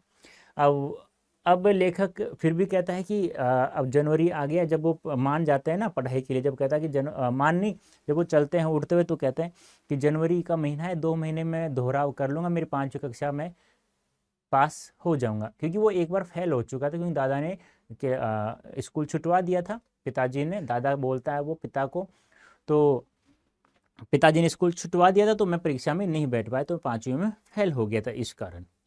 एक चीज़ और यहाँ बात आती है कि दिवाली जैसे ही त्यौहार आता है, जैसे वो चला जाता है, उसके बाद महीने भर वो कोल्हू का बैल, यानी कोल्हू, ईख फेरने का कोल्हू चलाना पड़ता है। ईख क्या होता है, गन्ने का रस, रस होता है गन्ने का, ईख, जिससे गुड़ बनता है। तो दादा का एक विचार यहाँ सही था, क्या, यदि भाव अच्छा मिल जाए, चाहे गुड़ अच्छा ही कमी क्यों ना हो, यानी कि ईख कमी क्यों ना बने, लेकिन भाव अच्छा मिल जाए, यह दादा का अच्छा विचार था। लेकिन जब तक लोगों का विचार क्या था कि और कुछ दिन गन्ने की फसल यदि खड़ी रही तो रस तो सूख जाएगा, और उसमें ईख जो है यानी गुड़ रस जो है वो तो कम हो जाएगा, लेकिन उस गुड़ ज़्यादा बन जाएगा, गाढ़ा हो जाएगा वो, तो चाहे पैसा कम मिल जाए। अब लेखक कहता है कि जब जिस समय सब कोल्हू चलाते हैं वो तब तक तो हम लोग पूरा गुड़ बेच चुके हुए थे हैं। क्यों, क्योंकि कारण क्या है, कारण ये है प्यारे बच्चों कि जब 1 नंबर 2 नंबर 3 नंबर, उस समय 1 या 2 नंबर का गुड़ आता था, और हमारा जो खेतों का गुड़ था वो 3 नंबर का होता, उस समय कौन खरीदेगा उसे, तो कोई नहीं खरीदता। तो यहाँ दादा का जो वो जो विचार था वो बहुत ही अच्छा लगता है। अब जैसे तैसे करके पिता को दत्ता राव जी ने समझाया, तो फिर भी एक शर्त रखी जाती है स्कूल जाने के लिए, कहता है स्कूल तुम्हारी 11 बजे ओपन हो, 11 से पहले तो खेत में काम करेगा, पानी देगा, ठीक है, हाँ। वो कहता है हाँ, और 5 बजे स्कूल से आ जाना, सीधे कहाँ आएगा, खेत में आएगा। लेखक कहता है हाँ, यहाँ डोर चराने के लिए, यहाँ पानी देने के लिए। अब कहता है कि सुबह जैसे ही 11 बजे तक तो पानी देगा, उसके बाद आते समय अपने घर से अपना बैग लेगा और स्कूल चला जाएगा, और फिर भी यदि तू कहीं मुझे घूमता हुआ मिल गया तो मैं तुझे बहुत पिटाई करूँगा, मारूंगा। लेखक कहता है ठीक है। लेखक सारी शर्त मनवा करके स्कूल पहुँच जाता है। अब जिस दिन लेखक स्कूल जाता है तो वह बहुत खुश रहता है, लेकिन वहाँ जाता है तो एक चौहान नाम का लड़का होता है, बहुत ज़्यादा शरारती होता है। वह उसका गमछा खींचता है बहुत ज़्यादा, मतलब उसकी 5वीं क्लास में जाके बैठता है कि नापास, एक डिग्री, एक उपाधि मिल चुकी थी कि नापास लिखा हो तो उसके नाम के आगे, तो फिर भी चौहान लड़का उसे परेशान करता है। तो जैसे ही अध्यापक आते, कहते हैं ये गमछा किसका है, तो कहता है मेरा, किसने रखा, चौहान रखा। चौहान सभी को पता शरारती लड़का था, लेकिन फिर वह बहुत परेशान हो गया। परेशान होने के बाद में माँ से कहता है कि मैं स्कूल नहीं जाऊँगा। माँ कहती है क्यों, कि जैसे ऐसे बात है। तो 8वें दिन, ये ध्यान रखना, 8वें दिन वह एक तो टोपी नई और 2 नाड़े वाली चड्डी मंगवा लेता है, जिससे फिर वह स्कूल में जाना शुरू कर देता है। फिर वहाँ पे जो कक्षा अध्यापक मंत्री थे, वो मैथ्स पढ़ाते थे, गणित पढ़ाते थे, और वो छड़ी का प्रयोग नहीं करते थे। वह गर्दन पकड़ के और पीठ मंगर पर एक घूंसा मारते थे, जिसे कोई भी लड़के को पढ़ता तो बस एक चीज बोलता, हुक। कहते हैं ना, जैसे घूंसा पड़ता है, आपको याद होगा, जैसे घूंसा पड़ता है तो उह उह पड़ता है ना, ऐसे आवाज आती है। और एक सौंदलेगर साहब होते हैं जो कविता बहुत अच्छी पढ़ाते हैं, और इन्हीं के कारण लेखक को कविताएं लिखना बहुत पसंद आ गया, कविता लिखना शुरू कर दिया। पहले जो अकेलापन था लेखक का बहुत चुभता था, उसके बाद जैसे कविता सीख गया तो वो जो अकेलापन था वह भी उसके लिए उपयोगी हो गया। और वो कविताओं का लिख लिख के कहाँ पर वह प्रैक्टिस करता था, अभ्यास करता था, भैंसों की पीठ पर। भैंसें जो होती हैं चराने के लिए जाता था, उसकी पीठ पर लिखा करता, तो उसका जो अकेलापन था वह भी बहुत अच्छे से निकलने लग गया। ये है आपका थोड़ा सा एक छोटा सा चैप्टर है जो बहुत अच्छा है। उम्मीद करता हूँ आप लोग इसे पढ़ेंगे ना तो आपको बहुत अच्छे से समझ में आ जाएगा। एक बात और ध्यान रखना, जब लेखक और लेखक की माँ दत्ताजी राव के पास जाते हैं तो उठते समय ये भी कहते हैं कि उनको मत बता देना, वरना वो मुँह हमें बहुत मारेगा। बस इतना कह देना कि साग सब्जी देने आई थी, ठीक है। और जब उनके पिता 1 घंटे बाद रात को आते हैं तो उन कहते हैं कि सरकार साहब ने आपको बोला था कि आपके सरकार दिखाई नहीं दे रहे, मतलब आपके मालिक दिखाई नहीं दे रहे हैं, मैं साग सब्जी देने गई थी। अब लेखक के पिता दादा कहते हैं कि उनके लिए जो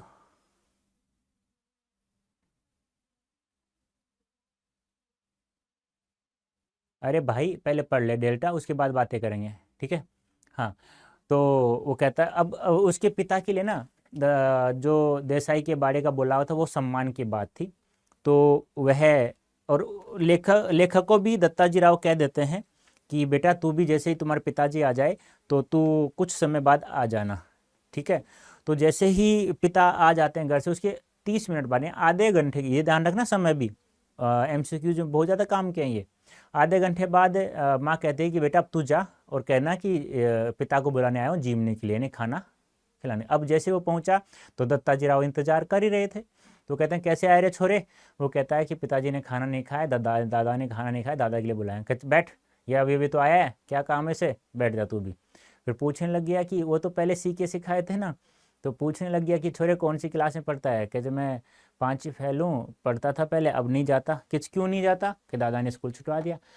अब जैसे दादा को पता चला, जैसे जैसे सरकार को पता चला तो रत्नापा उसके पिता का नाम होता है, तो उसमें घुर्राता है, क्यों रे नालायक, क्यों नहीं भेजता स्कूल। वो कहता है जी ये गलत काम सीख गया था। कैसे गलत काम, क्या सीख गया था, कैसे कंडे बेचना, मूवी देखना सिनेमा में वगैरह वगैरह। क्यों रे, अब दत्ताजी राव छोरे पे भी गुस्सा है, क्यों रे, कहते नहीं। तो लेखक ने भी 2-4 लगा दी कि जी नहीं, वैसे तो पिताजी कभी देते नहीं है सिनेमा के पैसे, तो मैंने क्या किया, गोबर के चीन बीन करके माँ से छपवाए और उनको बेचा था।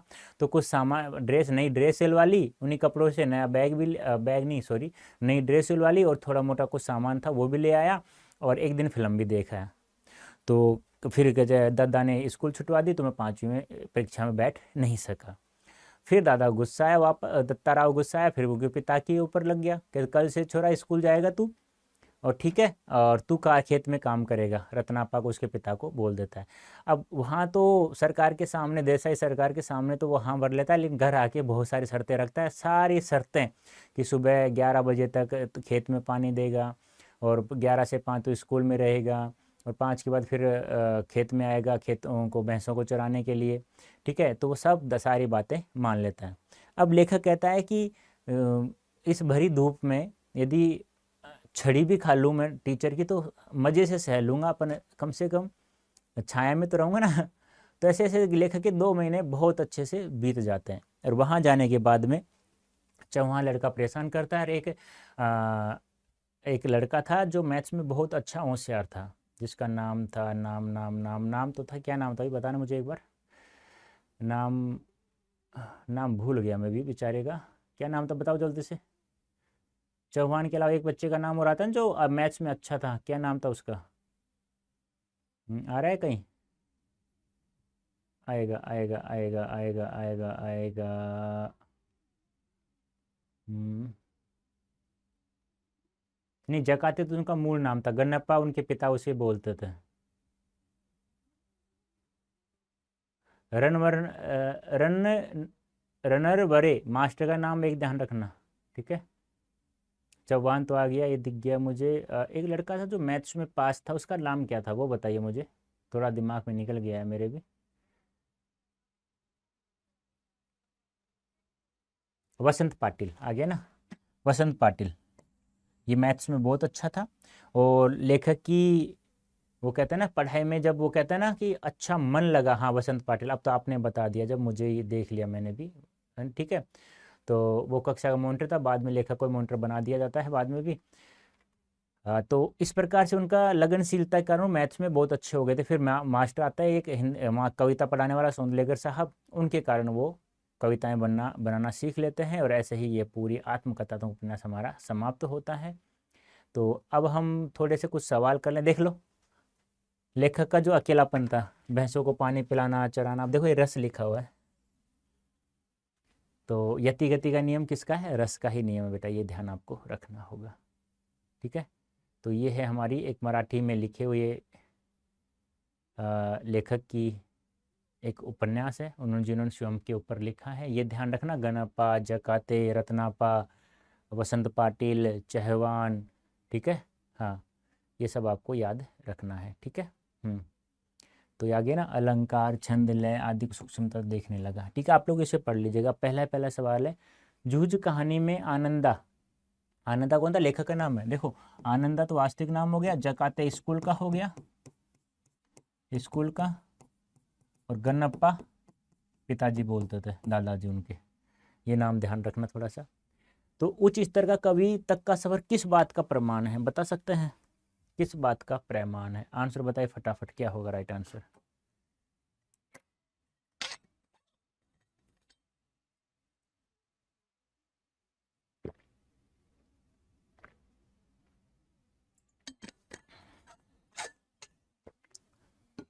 क्या हुआ अभी? लाइक नहीं किया सेशन को, शेयर नहीं किया, वेरी गुड, बात सही है। सबसे पहले आंसर दिया रम्मी राणा, ऑफिशियल दैया, फिर उसके परिश्रम व लगनशीलता की प्रवृत्ति का सफर था।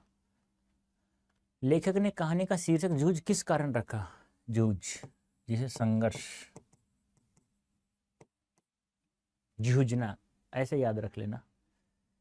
बताइए जल्दी से।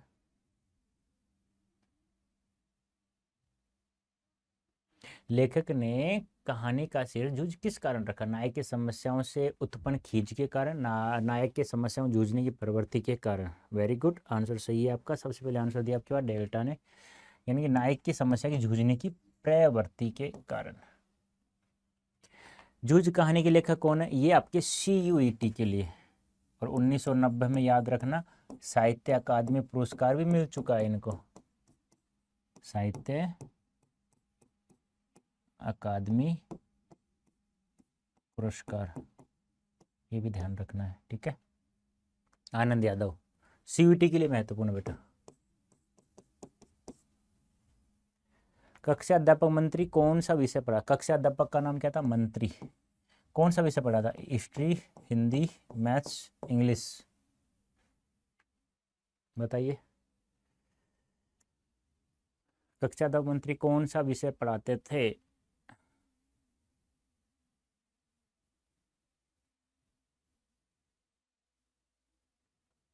सी, वेरी गुड, डेल्टा ने सबसे पहले आंसर दिया है, मैथ्स पढ़ाता था बेटा। जूझ कहानी के अनुसार आनंदा किसके कारण पढ़ाई में मन लगाने लगा? यानी कि आनंदा किसके कारण पढ़ाई में मन लगाने लगा? नई कक्षा में प्रवेश पाने के कारण, वसंत पाटिल के संपर्क में आने के कारण, चौहान, वह और लगाओ, चौहान द्वारा मजाक उड़ाए जाने के कारण, कक्षा में उत्तीर्ण होने के कारण। तो आनंदा किसके कारण पढ़ाई में मन लगाने लगा? कक्षा में होशियार था वसंत पाटिल, और उसको कक्षा का मॉनिटर भी बना दिया गया था, ठीक है। और बाद में तो फिर लेखक बनता ही है, वो भी आपको याद रखना है। वसंत पाटिल के संपर्क में आने के कारण। जूझ कहानी में आनंदा जब पहले दिन पाठशाला गया तो उसकी क्या प्रतिक्रिया थी? उसकी खुशी का ठिकाना नहीं रहा, वह अत्यंत उदास था, वह क्रोधित हुआ, उसने उसने कोई प्रतिक्रिया व्यक्त नहीं की। बताइए। जैसे लेखक पहली बार जब इस दोबारा से स्कूल में गया 5वीं क्लास में बैठने, नापास की उपाधि, ये ध्यान रखना, 5वीं नापास,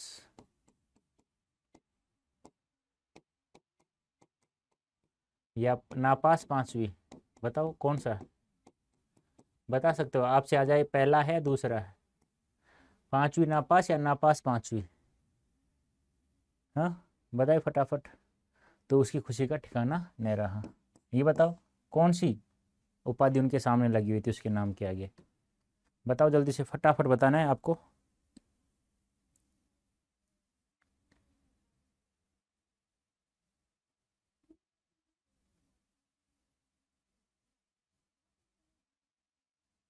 जूझ कहानी के आधार बताइए कि आनंदा को गणित कैसे समझ में आने लगा।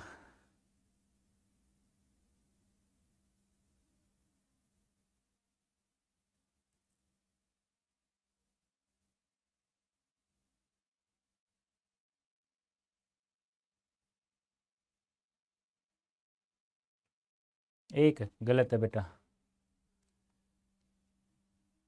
हाँ, ये सही है, ये गलत है, 5वीं नापास की। Very good. ऐसे पढ़ाई करो ना। तो मन की एकाग्रता के कारण उसे मैथ्स समझ में आने लग गया था। पाठशाला जाने पर लेखक का मन उदास क्यों हो गया? लड़के लेखक की खिल्ली उड़ाते थे, लेखक की धोती गमछा खींचते थे। देखो, गमछा खींचते थे ना, तभी तो वो नाड़े वाली चड्डी मंगवाई थी, तो नाड़े वाली चड्डी, और उसके साथ में एक टोपी भी मंगवाई थी, ये भी ध्यान रखना। और ये 8वें दिन ही मंगवा ली थी माँ से, 8वें दिन।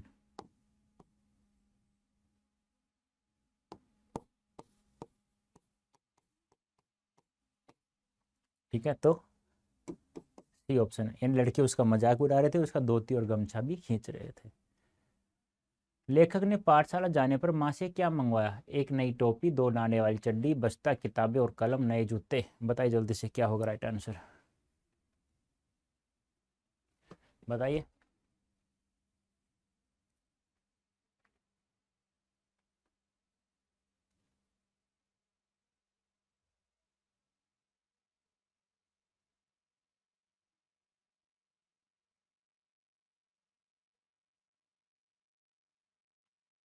एक नई टोपी और 2 नाड़ी वाली चड्डी। कक्षा अध्यापक मंत्री कौन सा विषय पढ़ाते थे? कक्षा अध्यापक मंत्री, तो रिपीटेड है सवाल, तो इम्पोर्टेंट है, ये ध्यान रखना है आप लोगों को।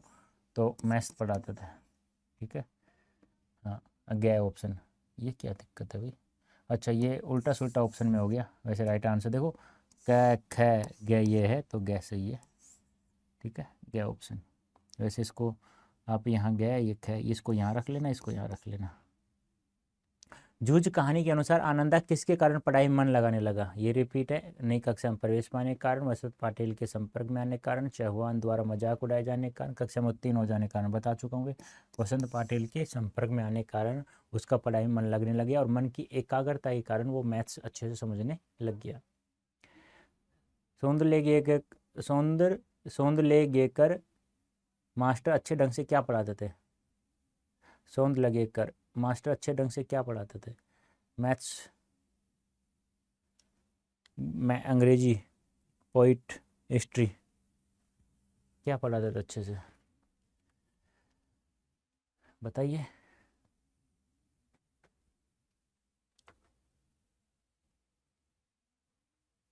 वेरी गुड, कविता अच्छी पढ़ाते थे। जूझ कहानी में आनंदा लेखन का अभ्यास कैसे करता? लेखन का अभ्यास कैसे करता? मिट्टी पर लिखकर, श्यामपट्ट पर लिखकर, अपने पशुओं की पीठ पर लिखकर, घर की दीवारों पर लिखकर। ये तो अभी एक भैंस का चित्र नहीं आया था, और उस पर क्या लगा था? भैंस का चित्र जानते हो ना, कैसे है? ऐसे होती है ना भैंस। हाँ भी।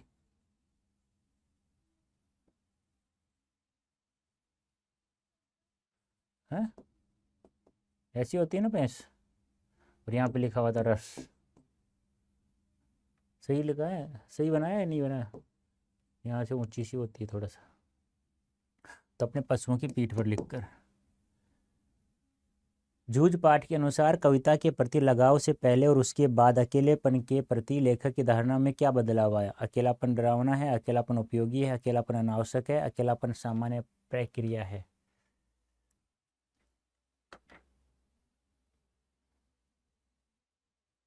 यस सर, ऐसी होती है भैंस, है ऐसी होती है।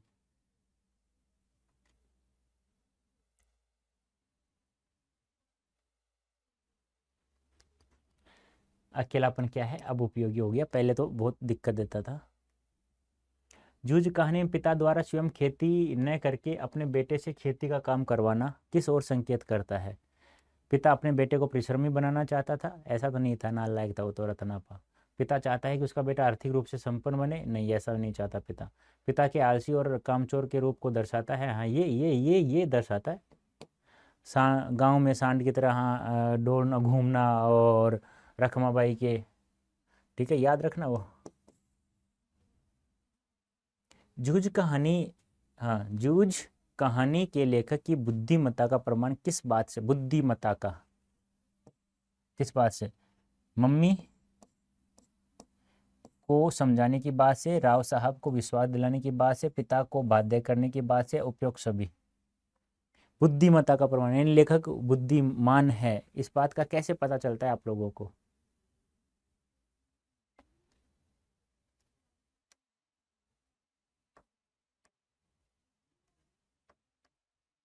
उपयुक्त सभी, वेरी गुड। पहले माँ को समझाना, फिर राव साहब को विश्वास दिलाना, फिर पिता को बाध्य करना, ये सारी बातें। लेखक ने अपनी माँ को पढ़ाई के बारे में किसकी सहायता लेने की बात कही? अपनी माँ को पढ़ाई के लिए किसकी सहायता? दत्ताजी राव की, दत्ताजी राव की, दादा की, रखमाबाई की, इनमें से कोई नहीं।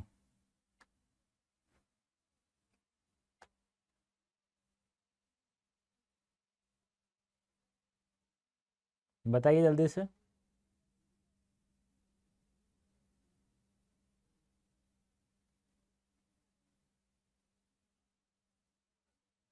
वेरी गुड, दत्ताजी राव की। Thank you. माँ के अनुसार लेखक के पिता पढ़ाई की बात करने पर कैसे गुर्राते हैं?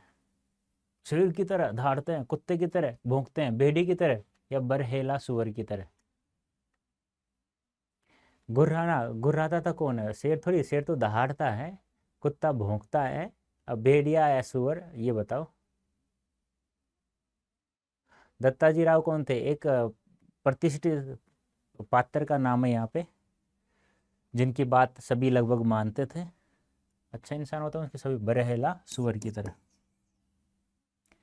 जूझ कहानी में आनंदा के पिता उसकी किस बात से नाराज होते हैं? खेत में काम करने की बात से, पढ़ाई करने की बात से, पशुओं को चराने की बात से, उपयुक्त सभी। आनंदा के पिता उसकी किस बात से नाराज थे?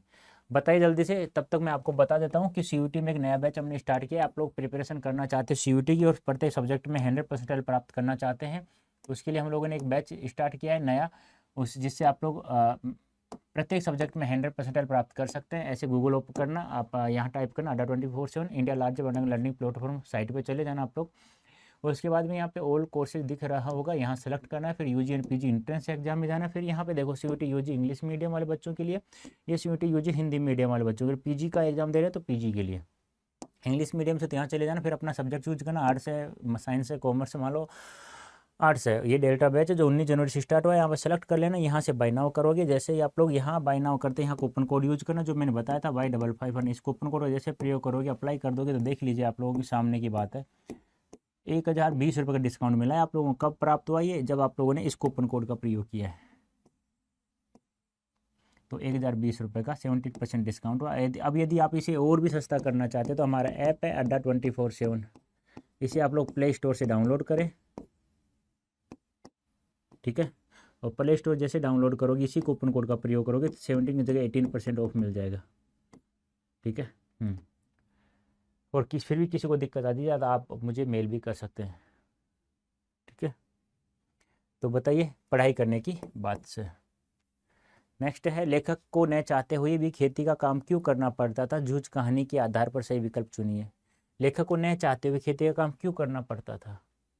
खेती करना उनका खानदानी पेशा है, उनके जीवन में आर्थिक समस्या है, उनके माता पिता चाहते हैं वे खेती करें, खेती के बिना उन्हें समाज में सम्मान नहीं मिलता। बताइए जल्दी से।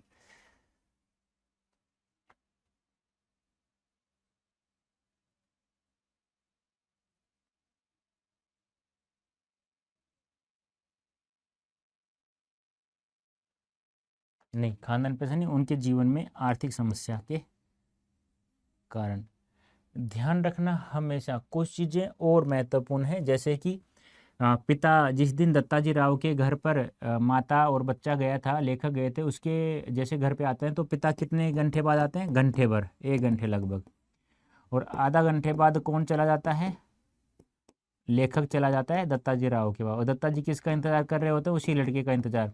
लेखक कौन सी कक्षा में वापस बैठता है? 5वीं कक्षा में। फेल भी किस में हुआ था? 5वीं। क्यों फेल हुआ था? क्योंकि स्कूल में जाना उन्होंने बंद कर दिया था। ये जो मैंने मुंह जबानी मौखिक रूप से जो बताया था ना, वो आपको याद रखना है। यहाँ से कोई सा भी सवाल आपका बाहर नहीं जाएगा। और आपको डेस्क्रिप्टिव सवाल करने तो आप लोगों को ये सब पढ़ना होगा प्यारे बच्चों, ठीक है।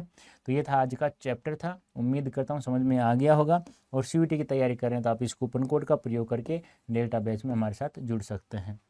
अब अंतिम चैप्टर बताया, अतीत में दबे पाँव, केवल वो चैप्टर है। उसके बाद हमारा कोर्स फिनिश हो चुका है। उसके बाद हम लोग फर्राटेदार फिर हम लोग एक एक दिन में 2-2 3-3 चैप्टर करेंगे, समझाने के साथ साथ में, जिससे आप लोगों को कोई उम्मीद जो मेरे से रख रहे हो, आप लोग जो उम्मीद रख रहे हो वो उस उम्मीद में मैं खरा उतरूँ। बस आप लोग मेरा साथ दें, उसके बाद तो मैं सब देख लूँगा, ठीक है। Okay, thank you so much बेटा। हेलो एवरीवन, कैसे हैं आप सभी? उम्मीद है आप सभी स्वस्थ हैं और ठीक है, और पढ़ाई अच्छी चल रही है आप लोगों की। एक बार मुझे कमेंट करके बता दीजिए कि ऑडियो वीडियो ठीक है। उसके बाद हम लोग आज हमारा अंतिम चैप्टर यानी कि आरोह भाग 2 कंप्लीट हो चुकी है हमारी, ठीक है। अभिव्यक्ति और माध्यम भी कंप्लीट हो चुका है, और वितान भाग 2 पुस्तक आज हमारी कंप्लीट हो जाएगी, ठीक है। और यदि आप लोगों ने इससे पहले के दोनों सेशन नहीं देखे वो दोनों देख लीजिए, क्योंकि वितान भाग 2 में 3 ही चैप्टर हैं। आज तीसरा अंतिम है, अतीत में दबे पाँव, ठीक है। तो एक बार जल्दी जुड़ जाइए सेशन में, आज हम इसे भी कंप्लीट कर लेते हैं। अतीत में दबे पाँव मतलब क्या है? यहाँ 2 शहर हैं, मोहनजोदड़ो और हड़प्पा। तो हम ज़्यादा हड़प्पा के बारे में मोहनजोदड़ो के बारे में चर्चा करेंगे। तो एक बार आप आ जाइए। जय श्री राम, जय श्री राम, जय श्री राम। आप सभी का स्वागत है, हार्दिक अभिनंदन है हमारे यूट्यूब चैनल पे। जल्दी से आ जाइए ह्यूमैनिटीज एरा 24/7 पे। अच्छा सूर्या, ये बात कहाँ से आ गई भाई? ऐसा सवाल नहीं आएगा आपके एग्जाम में। देखो हम थोड़ा सा बार इसके बारे में पढ़ें तो ये दो शहर हैं, मोहनजोदड़ो हड़प्पा। ये भारत के नहीं, दुनिया के भी नियोजित शहर है। नियोजित क्या होता है? संभले हुए शहर, इन्हें ऐसे शहर जो जिसमें मतलब कोई कमी नहीं है, इस प्रकार से बसे हुए शहर हैं। और मोहनजोदड़ो की हम बात करें तो ताम्रकाल के शहरों में जितने भी शहर थे उन सभी में, यानी जिसमें तांबे का प्रयोग किया जाता था, उसमें वह सबसे बड़ा माना गया है। हड़प्पा शहर क्यों टूट गया? क्योंकि रेल लाइन बिछी उस समय, तो बहुत सारे जो गांव हैं वो उसके भेंट में चढ़ गए। तो इसमें क्या बताया गया है मैं एक बार बता देता हूँ। इसमें मोहनजोदड़ो शहर के बारे में बताया कि 200 हेक्टेयर में फैला हुआ है, और लगभग 85,000 जनसंख्या, जो आज के महानगर को भी वह क्या करती है, उस परिभाषा को वह लांग देती है।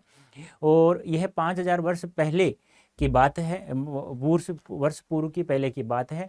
और ऐसा शहर है, ऐसा नियोजित शहर है जिसमें यानी कि नालियों के लिए पक्की ईंटों का प्रयोग किया गया। सड़कें भी चौड़ी चौड़ी, जैसे आपको दिखाया 33 फुट चौड़ी, और एक गली है जो पक्की ईंटों से बनी हुई है। मतलब जैसा कि आज वर्तमान में जैसा होता है ना, वैसा इनमें प्रयोग किया गया था। और यह जो शहर था बेटा जी, जिसमें 85,000 जनसंख्या से भी अधिक जनसंख्या थी, वह कैसा था? समाज पोषित एक शहर था। मतलब क्या है? ना तो धर्म पोषित, ना राज पोषित, ना तो किसी राजा के द्वारा पोसा गया, ना किसी धर्म के द्वारा। यानी कहने का मतलब क्या है? यह एक ऐसा शहर था जिसमें एक आदमी के दिमाग की उपज न होकर के पूरे समाज की दिमाग की उपज है, ठीक है। और यहाँ जैसे ही 1922 में राखलदास बनर्जी आए थे, तो उस समय उन्होंने जैसे ही खुदाई की तो पता चला कि यहाँ ईसा पूर्व की भी कुछ वस्तुएं हमें प्राप्त हो सकती हैं। और फिर बहुत सारे लोगों ने यहाँ आकर के क्या किया, खुदाई की और बहुत सारी वस्तुएं, हम 50,000 से अधिक भी यहाँ वस्तुएं हमें प्राप्त हुई थी। और हमें पता चला कि उस समय गेहूं एक अनाज होता है जो वो भी उगाया जाता था। कपास भी, सूती कपड़ा मिला तो उससे हमें पता चला कि कपास का प्रयोग भी यहाँ किया करते। खजूर और अंगूर की मतलब जो फसल थी वह भी हुआ करती थी। तो इस प्रकार से हम जैसे ही पूरा चैप्टर पढ़ेंगे ना, तो हमें इतना पता चल जाता है कि यह जो शहर था आज के शहर को भी यह लांघता है, मतलब आज के शहर की, महानगर की परिभाषा को भी यह क्या करता है, बहुत अच्छा है। और ग्रिड शैली में बना हुआ शहर है, जैसे चंडीगढ़ शहर जो बना हुआ है ना, ऐसा ही यह बना हुआ था।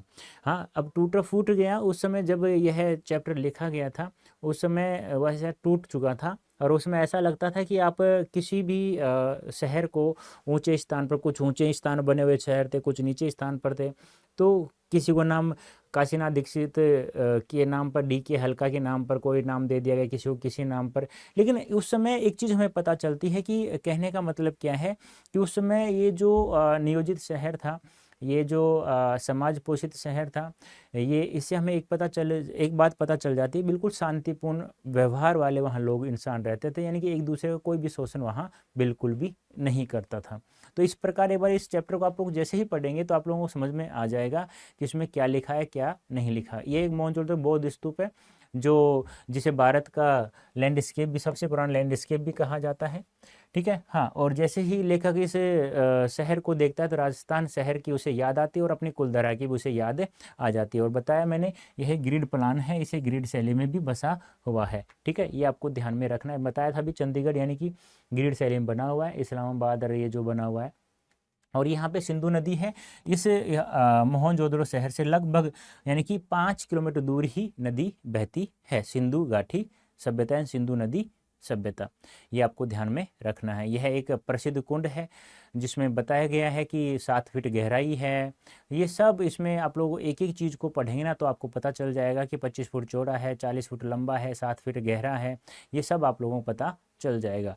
और इसमें जैसे ही पानी ख़त्म हो जाता था, कुओं के द्वारा पानी की व्यवस्था यहाँ पे करवाई जाती थी।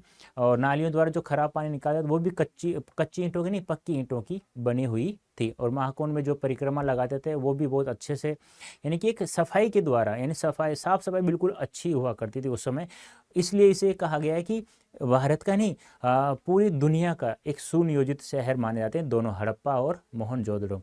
और लोग यहाँ खरबूजे, खजूर, अंगूर भी उगाते थे, झाड़ियों के बेर भी जमा किए जाते, सूती कपड़ा मिला तो इससे मतलब कपास की खेती भी हुआ करती थी। ये सब हमें यहाँ पे, और कपास को छोड़कर बाकी सबके बीज यहाँ हमें मिले हैं। यानी कपास का बीज इसलिए नहीं मिले क्योंकि यहाँ सूती कपड़ा से हम लोग बता सकते हैं कि यहाँ पे कपास हुआ करती थी। ठीक है, तो हम लोग ये कह सकते हैं कि हाँ, वास्तव में दुनिया के 2 सबसे बड़े नियोजित शहर माने जाते हैं। और जैसे हमें ये यहाँ पे ये बौद्ध स्तूप मिला था 25 फुट ऊंचे चबूतरे पर, तो उससे हमें मिस्र और मेसोपोटामिया जो इराक में है उसके जैसे शहरों में हमें शामिल कर दिया जाता है। ठीक है, तो इसे एक बार पढ़ लेना। तो हम लोग देख लेते हैं अब कुछ MCQ, कुछ डेस्क्रिप्टिव सवाल। तो सबसे पहले आंसर दो जल्दी से। घर के मुखिया, एक घर को मुखिया का घर कहा जाता था। इसमें 2 आंगन और करीब 20 कमरे थे, यानी कि बहुत बड़ा एक कमरा था, एक मकान बना हुआ था जिसमें ऊपर भी कमरे बने हुए थे, नीचे भी कमरे बने हुए थे। और ये देखो, शेर, हाथी, गेंडा इस पर मरुभूमि में हो नहीं सकते थे। और एक बात और ध्यान रखना, यहाँ पे लोहे के कोई हथियार प्राप्त नहीं हुए। इसका मतलब क्या था, लोग झगड़ते नहीं थे आपस में, यानी उनको सुरक्षा का किसी प्रकार से कोई भी डर नहीं था। और जॉन मार्शल थे उसमें खुदाई के निर्देशक बताया गया यहाँ पर। तो एक प्रकार से यहाँ सब कुछ, कहने का मतलब क्या है, जो आज के शहर में जो चीज़ें हमें प्राप्त होती हैं उस समय इन 2 शहरों में हमें प्राप्त हुआ करती थी। और वर्तमान में ये अजायब घरों की शोभा बढ़ा रहे हैं। 2500 ईसा पूर्व अजायब घरों में रखी चीज़ों को कुछ सुइयाँ भी यहाँ प्राप्त हुई है। ये नर्तकी की मूर्ति प्राप्त हुई है। ठीक है, और काशीनाथ दीक्षित को सोने की 3 सुइयाँ मिली थी यहाँ पे। ये मतलब कहने का मतलब क्या है, इस चीज़ को थोड़ा थोड़ा आपको पढ़ना पड़ेगा और याद रखना पड़ेगा। तो पहला सवाल आपके सामने उपस्थित हो रहा है कि लेखक ने सिंधु सभ्यता के सौंदर्य बोधों को क्या नाम दिया। बहुत सारे सवाल है, ध्यान रखना, बहुत सारे हैं। और इनको आप लोग यदि अच्छा सा पढ़ा है ना तो आप लोग प्रत्येक सवाल का आंसर सही देंगे, मुझे पता है। हाँ, ये मॉडल कौन है? सूर्या मॉडल नहीं है बेटा, नर्तकी की मूर्ति मिली है 2500 ईसा पूर्व की है। ठीक है, ये कोई मॉडल नहीं है। ठीक है, जैसे आज मॉडल आप लोग देखते हैं टीवी में, तो लेखक ने सिंधु सभ्यता के सौंदर्य बोधु क्या नाम दिया? राजपोषित, धर्म पोषित, समाज पोषित, स्वतंत्र पोषित। तो मैं बता चुका हूँ, न तो राज पोषित है, न धर्म पोषित है, न स्वतंत्र पोषित है, केवल कैसी है? समाज पोषित है। वो क्यों है? एक दिमाग की उपज न होकर के बहुत सारे लोगों की दिमाग की उपज मानी गई है। हाँ, क्यों नहीं करवाऊंगा? करवाऊंगा ना बेटा। मोहनजोदड़ो अपने समय में किसका केंद्र रहा होगा? सभ्यता का, राजनीति का, धर्म का या शोषक वर्ग का? बता सकते हैं फटाफट तो बताइए। सैंपल पेपर सब कराऊंगा कौशिक कुमार।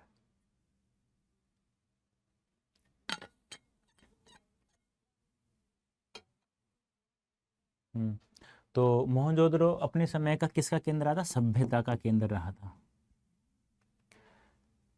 मोहनजोदड़ो को नागर भारत का सबसे पुराना क्या कहा गया है? मोहनजोदड़ो को नागर भारत का, जो 25 फुट ऊंचा चबूतरे पर जो बौद्ध स्तूप मिला था ना, उसके कारण से मोहनजोदड़ो क्या कहा गया था? सबसे पुराना भारत देश का क्या कहा गया? नगर, कस्बा या लैंडस्केप या शहर? बताइए फटाफट, जल्दी जल्दी आंसर दो बेटा। हाँ, जल्दी जल्दी से आंसर दो इनके। तो किसका? लैंडस्केप कहा गया था। नागर भारत का सबसे पुराना लैंडस्केप कहा गया मोहनजोदड़ो को। मोहनजोदड़ो के वास्तुकला की तुलना किस नगर के साथ की गई थी? मोहनजोदड़ो के वास्तुकला की तुलना किस नगर के साथ की गई? दिल्ली, जयपुर, चंडीगढ़, कोलकाता?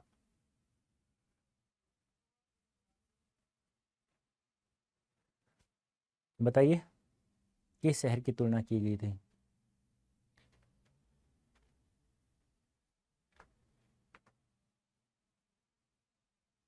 तो किससे? Very good, Chandigarh. और जो किस शैली में बने हुए थे? ग्रिड शैली में, ये भी ध्यान रखना।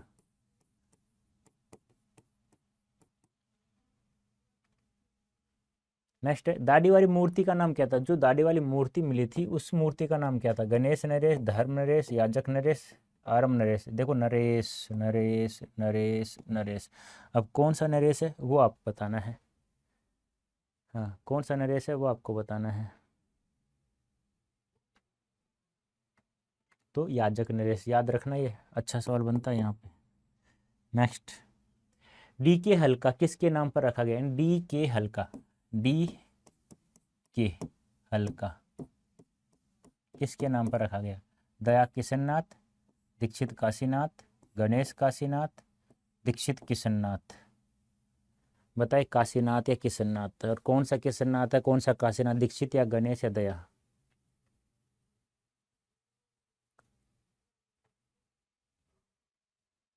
सॉरी बेटा, कल से स्टार्ट हो जाएगा बेटा। तो क्या हो जाएगा?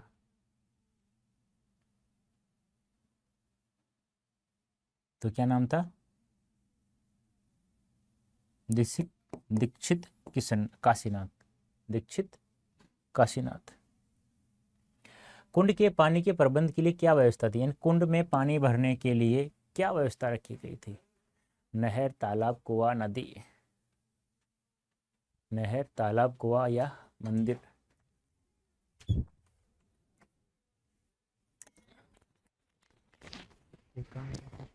थोड़ा पानी ला सकते हो? पीने का ठंडा सामान थोड़ा सा लगेगा।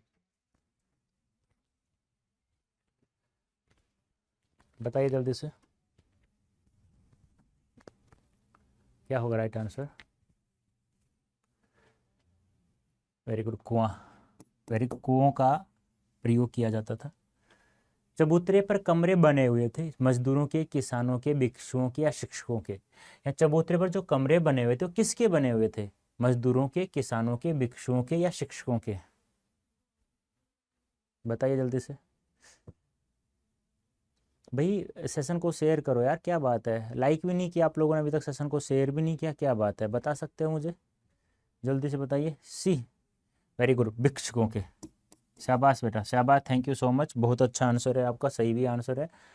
इस यात्रा वृतांत के आधार पर राखालदास बनर्जी किस वर्ष आए थे? यानी ये जो यात्रा वृतांत है, इस अतीत में दबे पाँव राखालदास बनर्जी सबसे पहले खोज करने के लिए आए थे। उसमें मार्शल साहब, जॉन मार्शल खुदाई के निदेशक थे, उस समय ये आए थे। तो इन्होंने जब इन्होंने खुदाई की तो इन्होंने इनको पता चला कि यहाँ ईसा पूर्व कि कुछ नमूने, कुछ चीज़ें हमें प्राप्त हो सकती हैं।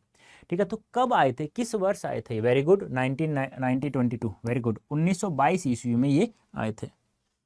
नेक्स्ट है कि महाकुंड कितने फुट लंबा था? 25, 35, 50 या 40? देखो लंबाई, 3 चीजें याद रखनी है आपको, लंबाई याद करनी है, चौड़ाई याद करनी है और गहराई याद करनी है। तीनों चीजें याद करनी है आप लोग कुंड की, ये तीनों चीजें आप लोगों को पता होना चाहिए। तो लंबाई, धन्यवाद सर, लंबाई, गहराई और ऊंचाई आपको बताना है।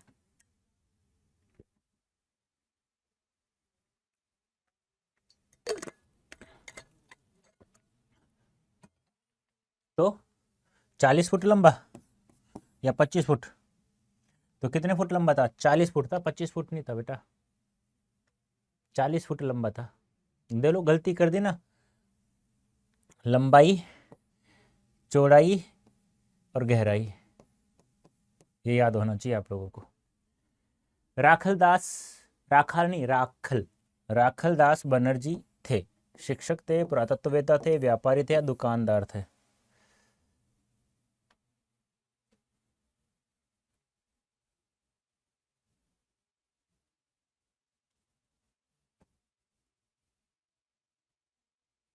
तो क्या थे? पुरातत्ववेत्ता थे, खुदाई करने का कार्य करते थे। कोठार का, कोठार क्या काम आता होगा? कोठार, कोठार आजकल पता है कोठार किसे कहते हैं? सुना है गांव में जैसे शादी करते हैं ना, शादी करने के लिए हलवाई शादी में जो मिठाइयाँ बनाता है वो हलवाई आता है।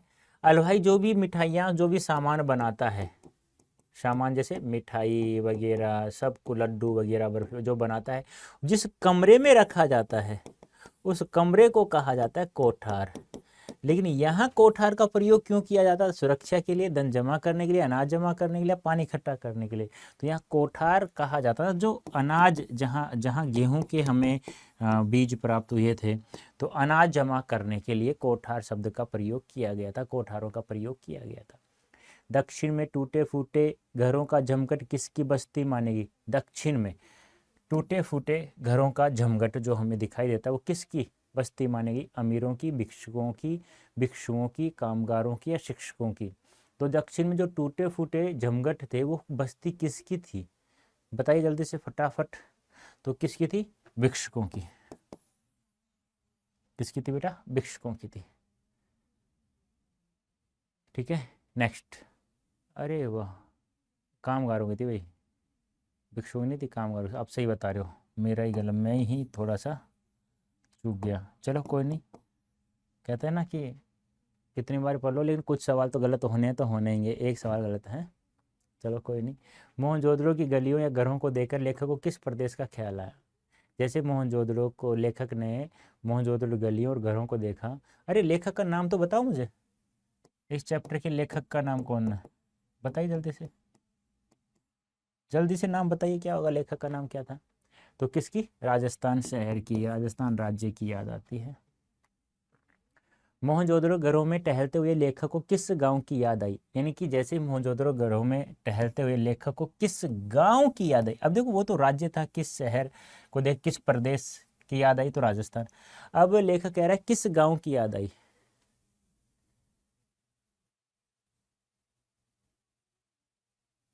बताइए जल्दी से, क्या होगा राइट आंसर? जल्दी से बताइए।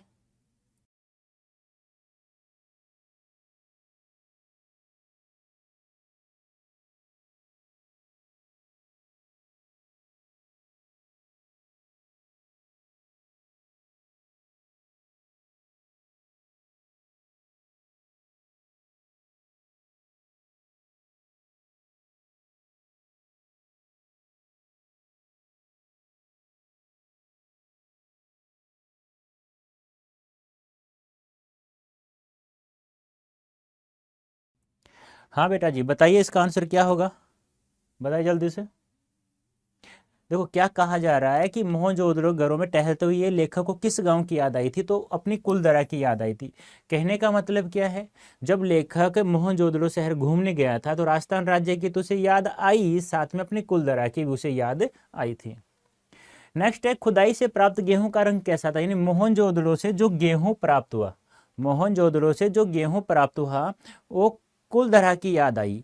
ठीक है, तो वहां से लेखक को जो गेहूं प्राप्त हुआ, very good Om Thanvi, very good. तो किस कैसा रंग था उस गेहूं का, काला रंग था बेटा, गेहूं का कैसा रंग था, काला रंग था। ठीक है, ये आपको ध्यान में रखना है। नेक्स्ट है अजायब घर में तैनात व्यक्ति का नाम क्या था, अजायब घर में तैनात व्यक्ति का नाम क्या था। नवाज, देखो अजायब घर में एक व्यक्ति तैनात था, उसका नवाज खान नाम था, मोहम्मद नवाज था, अली नवाज था या बख्तावर नवाज था, बता सकते हैं कौन सा, क्या नाम था उस व्यक्ति का, कोई मुझे बताएगा राइट आंसर क्या होगा। मोहनजोदड़ो जो प्राप्त वस्तुएं थी वो अजायब घरों की शोभा बढ़ा रही है। तो अजायब घरों में जो व्यक्ति तैनात था उस व्यक्ति का नाम क्या था, अली नवाज, याद रखना है आपको, C option is right answer. Mohenjodaro खुदाई से प्राप्त पंजीकृत चीजों की संख्या कितनी थी, यानी कि जो चीजें हमें प्राप्त हुई उसकी संख्या कितनी थी, 50,000 से अधिक, 40,000 से अधिक, 30,000 से अधिक या 65,000 से अधिक, बताइए जल्दी से क्या होगा राइट आंसर, फटाफट बताइए।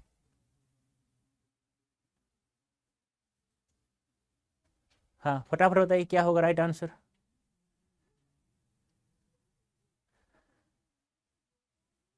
तो 50,000 से अधिक, दो दिन आदम खाता है, 50,000 से अधिक। महाकुंड की गहराई कितनी, देखो लंबाई हमें पता चली, महाकुंड की लंबाई कितनी थी, 40 फुट। अब आपसे गहराई पूछी गई है, 8 फुट, 5 फुट, 7 फुट, 6 फुट, बताइए।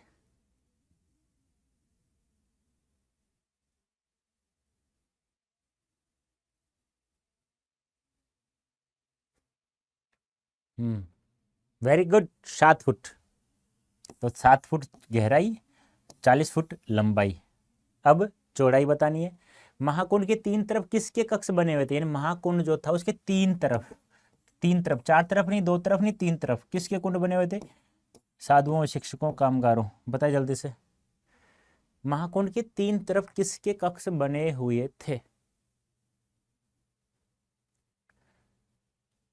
देखो जो दक्षिण में जो मकान टूटे फूटे जमगढ़ था वो तो कामगारों के, और लेकिन यहाँ आएगा साधुओं के, ये ध्यान रखना, साधुओं के कक्ष बने हुए थे। उत्तर में 2-5 में किसके स्नानघर बने हुए थे, कितने स्नानघर, सॉरी उत्तर में 2-5 में कितने स्नानघर थे, 6, 5, 7 या 8, कितने स्नानघर,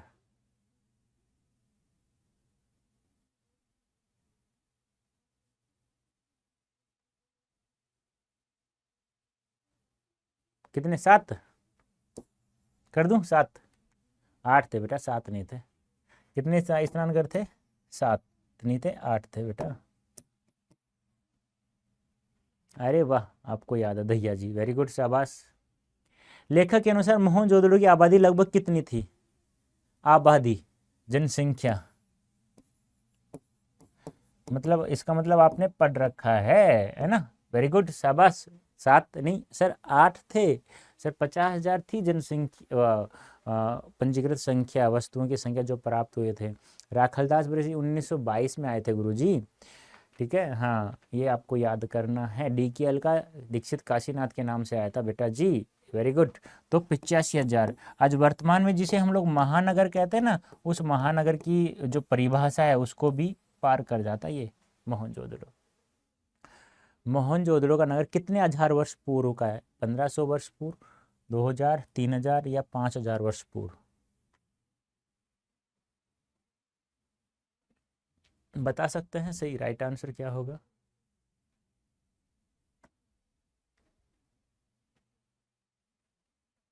कितने वर्ष पूर्व का है मोहनजोदड़ो, तो 5000 वर्ष पूर्व। मोहनजोदड़ो हड़प्पा से प्राप्त हुई नर्तकी की मूर्ति किस राष्ट्रीय संग्रहालय में रखी, यानी नर्तकी की मूर्ति जो 2500 ईसा पूर्व की मिली थी ना हमें, वो किस राष्ट्रीय संग्रहालय में है वर्तमान में?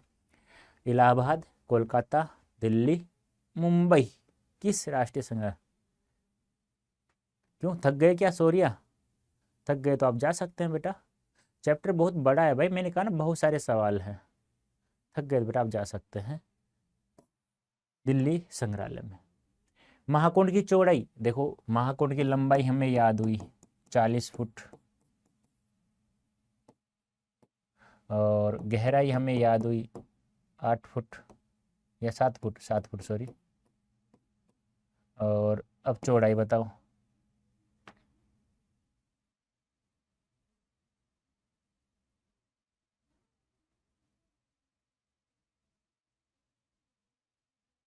तो 25 फुट, वेरी गुड। मोहनजोदड़ो की मुख्य सड़क की चौड़ाई कितनी थी? मुख्य सड़क की चौड़ाई, एक बैल जा सकता था, एक आ सकता था, तो कितनी चौड़ाई? कितनी चौड़ाई भाई, बताइए जल्दी से।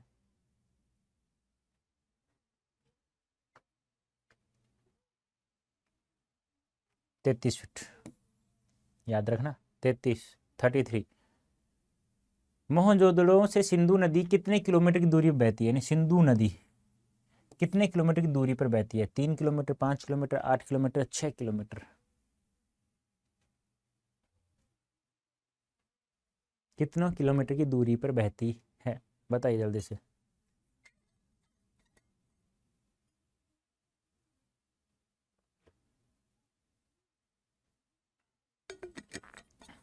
मुझे टेंशन क्यों होगी भाई? हाँ भाई सूर्या, भाई तुम्हें 95% लाना है तो पढ़ाई करोगे, नहीं तो नहीं करोगे भाई, मेरे कहने से थोड़ी पढ़ोगे। आप समझदार कुछ ज़्यादा हो गए आजकल, वर्तमान समय में बच्चे हैं ना। तो बेटा 5 किलोमीटर की दूरी पर सिंधु नदी बहती थी। सिंधु घाटी सभ्यता में कौन से फल उगाए जाते थे? सिंधु घाटी सभ्यता में कौन से फल उगाए जाते थे? संतरा, खजूर, खजूर केले, खजूर अंगूर, खजूर अमरूद। देखो खजूर खजूर खजूर खजूर तो सब में आ रहा है, लेकिन यहाँ बदल गया, अमरूद, अंगूर, केले, संतरे। सी, वेरी गुड, खजूर और ग्रेप्स, अंगूर। सिंधु घाटी सभ्यता को कपास पैदा होती थी, सिंधु घाटी सभ्यता में कपास पैदा होती थी, इसका प्रमाण क्या है? यानी कि इसका प्रमाण क्या था? कपास के बीज, कपास के बीज, ओहो कपास के बीज, बीज बीज 2 बार आ गया, कोई नहीं। सूती कपड़ा, कपास के डंठल, क्या प्राप्त हुआ था? आयुष, ऐसा सवाल नहीं आएगा बेटा, आयुष ऐसा सवाल नहीं आएगा। सूती कपड़ा, वेरी गुड। मोहनजोदड़ो की सभ्यता और संस्कृति किसकी शोभा बढ़ा रहे हैं? सभ्यता और संस्कृति थी मोहनजोदड़ो, किसकी शोभा बढ़ा रहे हैं? लाहौर, दिल्ली, कोलकाता, अजायब घर, किसकी शोभा बढ़ा रहे हैं? बता सकते हैं तो किसकी शोभा बढ़ा रहे हैं? बता सकते हैं तो बताइए। लाहौर की या दिल्ली की या कोलकाता या अजायब घर की, किसकी शोभा बढ़ा रहे हैं? तो किसकी? अजायब घर की। नर्तकी की मूर्ति कहाँ है? दिल्ली। तैनात व्यक्ति का नाम क्या था? अजायब घर में था, नवाज अली, याद रखना है सबको। मोहनजोदड़ो के सबसे ऊंचे चबूतरे पर क्या बना हुआ है? विष्णु मंदिर। सबसे ऊंचे चबूतरे पर बौद्ध स्तूप, बुद्ध छतरी, विशाल भवन, सबसे ऊंचे चबूतरे पर क्या बना हुआ है? हो गया ना पूरा चैप्टर कंप्लीट। तो मैंने कहा ना बहुत सारे सवाल हैं, चैप्टर कंप्लीट हो जाएगा। बौद्ध स्तूप, बौद्ध स्तूप कितने फुट ऊंचे चबूतरे पर बना हुआ था? कितने फुट चबूतरे पर, ऊंचे चबूतरे पर बना हुआ था बौद्ध स्तूप?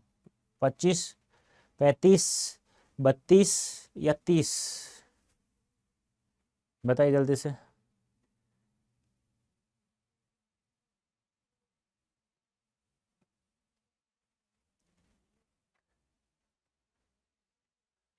सूर्या, दहिया को क्यों भूल गया भाई? तो 25 फुट ऊंचे चबूतरे बना हुआ था। मोहनजोदड़ो नगर कितने हेक्टेयर में फैला हुआ था? मोहनजोदड़ो शहर था वो 200 हेक्टेयर में फैला हुआ था बेटा जी, ठीक है। मोहनजोदड़ो में लगभग कितने कुएं थे? लगभग 700 कुएं, याद है क्या? मैं बता देता हूँ। अब पहला सवाल है लेटर राइटिंग वाला। सिंधु सभ्यता साधन संपन्नता थी, उसमें भव्यता का आडंबर नहीं था, क्योंकि क्योंकि सिंधु सभ्यता साधन संपन्न थी, उसमें भव्यता का अनुभव बिल्कुल भी नहीं था, क्योंकि वह समाज पोषित सभ्यता थी के साथ साथ नगरीय सभ्यता भी थी। सिंधु सभ्यता की साधन संपन्न नियोजित व्यवस्था थी। वहाँ की अन्न भंडारण व्यवस्था, जल निकासी की व्यवस्था अत्यंत विकसित और परिपक्व थी। जल निकासी व्यवस्था पक्की ईंटों से बनी हुई थी। यहाँ का प्रत्येक कार्य बड़ी बुद्धिमानी के साथ सामूहिक निर्णय से हुआ प्रतीत होता था। इन सभी व्यवस्थाओं को देखते हुए भी बिल्कुल भी आडंबर नहीं था। व्यापारिक व्यवस्थाओं की जानकारी मिलती है, मगर सब कुछ आवश्यकताओं से ही जुड़ा हुआ है। भव्यता का आडंबर बिल्कुल भी कहीं दिखाई नहीं मिलता। चाहे आप कोई गली में चले जाओ, चाहे आप नाली देख लो पानी की, चाहे आप मकानों को देख लो, चाहे आप कोठारों, किसी भी चीज़ को देख लो, उससे हमें भव्यता का आडंबर बिल्कुल भी नहीं होता। सिंधु सभ्यता खूबी उसका सौंदर्य बोध है, जो राज पोषित या धर्म पोषित न होकर समाज पोषित। ऐसा क्यों कहा गया? बात तो सही है, क्योंकि यहाँ पे जो भी चीज़ें मिली हैं, जो भी वो हमें इससे उससे हमें पता चल जाता है कि यह एक समाज पोषित व्यवस्था थी। यदि राजा भी होगा तो राजा द्वारा कुछ भी कार्य नहीं किया गया, वहाँ पे बिल्कुल प्रत्येक लोगों द्वारा एक सामूहिक रूप से इकट्ठा होकर के फिर वो वहाँ पे किसी कार्य करने को सहमत हुआ करते थे। तो उन सब चीज़ों को देखते थे ना, उन वस्तुओं को देखते थे ना, तो वहाँ पर किसी प्रकार औजार प्राप्त नहीं हुआ, जैसे कि लोहे का जैसे किसी को मारने का हो या ऐसा किसी के प्रकार का हो, तो ऐसा कुछ भी वहाँ प्राप्त नहीं होता है। पुरातत्व के किन चिन्हों के आधार पर आप कह सकते हैं कि सिंधु सभ्यता ताकत से शासित होने की अपेक्षा समझ के अनुशासित सभ्यता थी? क्योंकि अभी अभी मैंने बताया ना, सारे लकड़ी के पत्थर के उपकरण नहीं मिले, उसके उपकरण नहीं मिले, इससे हमें पता चल जाता है। सिंधु सभ्यता साधन संपन्न थी, उसमें भव्यता का आडंबर नहीं था। कैसे? अभी वो बता चुका हूँ। सेम लगभग सभी का सेम आंसर है, लगभग सभी का सेम आंसर है। वही बात है, पक्की ईंटों के अन्न भंडार व्यवस्था थी, पक्की ईंटों की व्यवस्था थी, नालियों से सब कुछ, उससे हमें कोई वस्तु कोई भी चीज़ हमें वहाँ बनी हुई दिखाई दी, उससे हमें यही पता चल जाता है। यह सच है कि यहाँ किसी आंगन की टूटी फूटी सीढ़ियाँ अब आपको कहीं नहीं ले जाती, वे आकाश की तरफ अधूरी रह जाती हैं, लेकिन उन अधूरे पायदानों पर खड़े होकर अनुभव किया जा सकता है कि आप दुनिया की छत पर हैं। वहाँ से आप इतिहास को नहीं उसके पार झांक रहे हैं। इस कथन के पीछे लेखक का क्या आशय है? देखो क्या आशय है कि इन टूटी फूटी सीढ़ियाँ या खंडर होते हुए पायदान से विश्व की सभ्यता के दर्शन कर सकते हैं। बताया ना, विश्व की, ये भारत देश का नहीं, विश्व के, दुनिया के दो बड़े नियोजित नगरीय शहर हैं, हड़प्पा और मोहनजोदड़ो। हड़प्पा तो लगभग गांव समाप्त हो गए, रेल लाइन बिछने के कारण विकास की चपेट में चढ़ गए। विश्व की सभ्यता के दर्शन कर सकते हैं और आप बीते इतिहास के दर्शन भी कर सकते हैं। यह सभ्यता विश्व की सबसे अधिक विकसित व उन्नत थी। इन अवशेषों से मानवता का क्रमिक विकास देखा जा सकता है, क्योंकि यह सभ्यता समाज पोषित सभ्यता थी। इसकी नगरीय योजना भी अद्वितीय थी, यानी इनकी जैसा कोई नहीं था, क्योंकि जल निकासी, सड़क निर्माण आदि व्यवस्था सर्वोपरि थी, इससे अच्छा कुछ भी नहीं था व्यवस्था। इस सभ्यता का ज्ञान आज भी हमारे लिए अनुकरणीय है। अनुकरणीय यानी हमें उसके जैसा कार्य करना चाहिए। इस प्रकार इन टूटी फूटी सीढ़ियों पर चढ़कर इस समाज पोषित सभ्यता के दर्शन कर सकते हैं। सिंधु सभ्यता के केंद्र में समाज था, राजा या धर्म नहीं। सिद्ध कीजिए। बात तो सही है, क्योंकि प्रत्येक चीज से हमें ये अनुभव होता है। इस सभ्यता को लेखक ने साधन संपन्न माना। इस सभ्यता ने भव्यता को महत्व नहीं दिया है, यह कलात्मकता को महत्व देती है। अतः हम कह सकते हैं कि यहाँ के लोग बौद्ध कला में रुचि रखते थे। यहाँ की नगर व्यवस्था, पत्थर, धातु तथा धातु से बनी मूर्तियाँ, पशु पक्षियों की आकृतियाँ, सुंदर मोहर, खिलौने, बालों को संवारने का कंगा, गहने इत्यादि इसके सौंदर्य बोध का प्रमाण देते हैं। यहाँ पर आपको राज चिन्ह या धर्म से संबंधित चिन्ह नहीं मिलते। यदि मिलते होते तो इसकी स्थिति बिल्कुल अलग होती। यहाँ आम जनता से जुड़े चिन्ह अधिक बिखरे हुए हैं, जिनका सौंदर्य बोध इसी कारण विद्यमान है। यह सभ्यता हर तरह से समाज पोषित सभ्यता को दर्शाती है। यहाँ पर ताकत के लिए चिन्ह नहीं मिलते। यह सभ्यता आपसी समझ के कारण लंबे समय तक चलती है। यह आडंबर रहित है। ठीक है, गुड इवनिंग बेटा, गुड इवनिंग। तो यह था हमारा चैप्टर आज का, वितान भाग 2 का, अतीत में दबे पांव, ओम थानवी द्वारा रचित। ये तो हमारी बुक आज समाप्त हो चुकी है, वितान भाग 2, तीनों बुकें समाप्त हो गई। अब आपको सीयूटी की तैयारी करनी है हमारे साथ, क्लास 12th के साथ साथ में। तो इस कूपन कोड का प्रयोग करें। कैसे करेंगे एक बार मैं बता देता हूँ। ऐसे आपको गूगल ओपन करना है। गूगल ओपन करने के बाद में यहाँ टाइप करना है आप लोगों को अड्डा 24/7, ADDA247। फिर India largest vernacular learning platform पे चले जाना। यहाँ आपको ऑल कोर्सेज दिख रहा है, यहाँ चले जाना। UG and PG entrance exam में अब यहाँ ये देखो 2 हैं। सीयूटी यूजी है, ये इंग्लिश मीडियम वाले बच्चों के लिए, ये सीयूटी यूजी हिंदी मीडियम वाले बच्चों के लिए है। आप इंग्लिश मीडियम से तो यहाँ जाना है, हिंदी मीडियम से है तो यहाँ जाना है। मान लो इंग्लिश मीडियम से तो यहाँ चले गए। अब यहाँ आपका सब्जेक्ट क्या है, साइंस आर्ट्स कॉमर्स क्या है, मान लो आर्ट्स है, ठीक है। अब यहाँ देखिए एक महापैक और एक ये आपका 19 जनवरी जो बैच डेल्टा है वो स्टार्ट हो रहा है। अभी इसमें क्या डिफरेंस है, इस महापैक में तो क्या है, इस महापैक में जितने बैच है निपुण सफलता ये सब बैच फ्री मिलते हैं, सारी बुक्स फ्री मिलती हैं, आपके घर पहुंचाए जाएंगे, सभी टेस्ट सीरीज मिलती हैं और डबल वैलिडिटी मिलती है साथ में। और यहाँ आप जाएंगे, ये वर्तमान में आप लोगों के लिए है, तो बाय नाउ करना, यहाँ कूपन कोड यूज करेंगे तो Y551 अप्लाई करेंगे तो 20%, भैया 20 नहीं मिल रहा, 18% मिल रहा है, 20 मिल रहा है ना, देख लो। 20 नहीं मिल रहा है तो मुझे मेल करना, मैं दिला दूंगा, ठीक है। तो आप 20 मिल गया, इस कूपन कोड का प्रयोग किया तो 4,799 रुपये का मात्र 12 मंथ्स की वैलिडिटी है, जिसमें आपको combo arts, domain, general test, Hindi सब मिलता है आप लोगों को। और सस्ता करवाना चाहते हो तो हमारा ऐप है अड्डा 24/7, इसे प्ले स्टोर से डाउनलोड करो आप लोग और इसी कूपन कोड का प्रयोग करो और यहाँ पे फिर 20 की जगह 21% डिस्काउंट आपको प्राप्त हो जाएगा। फिर भी किसी को दिक्कत है तो आप मुझे मेल कर सकते हैं, मेल ID है मेरी rajendra.prasad@adda247.com, ठीक है। CVT की आप तैयारी करना चाहते हैं तो किसी को दिक्कत आती है तो आप मुझे मेल कर सकते हैं, और भी कोई दिक्कत हो तो आप मुझे मेल कर सकते हैं, ठीक है बेटा। तो कैसा लगा आज का सेशन, उम्मीद करता हूँ अच्छा लगा होगा। अच्छा लगा है तो आप लोग सेशन को शेयर करेंगे, लाइक करेंगे और इस कूपन कोड की सहायता से आप मेरे से जुड़ सकते हैं। तो अभी के लिए इतना ही, ओके। स्वागत है श्रावण आपका। अब हमारे मोस्ट इम्पोर्टेंट जो PYQ हैं वो चलेंगे, कुछ इम्पोर्टेंट MCQs चलेंगे, डेस्क्रिप्टिव सवाल चलेंगे, सब चलेगा, चिंता मत करो, ठीक है कौशिक साहब। तो अभी के लिए इतना ही बेटा, थैंक यू सो मच।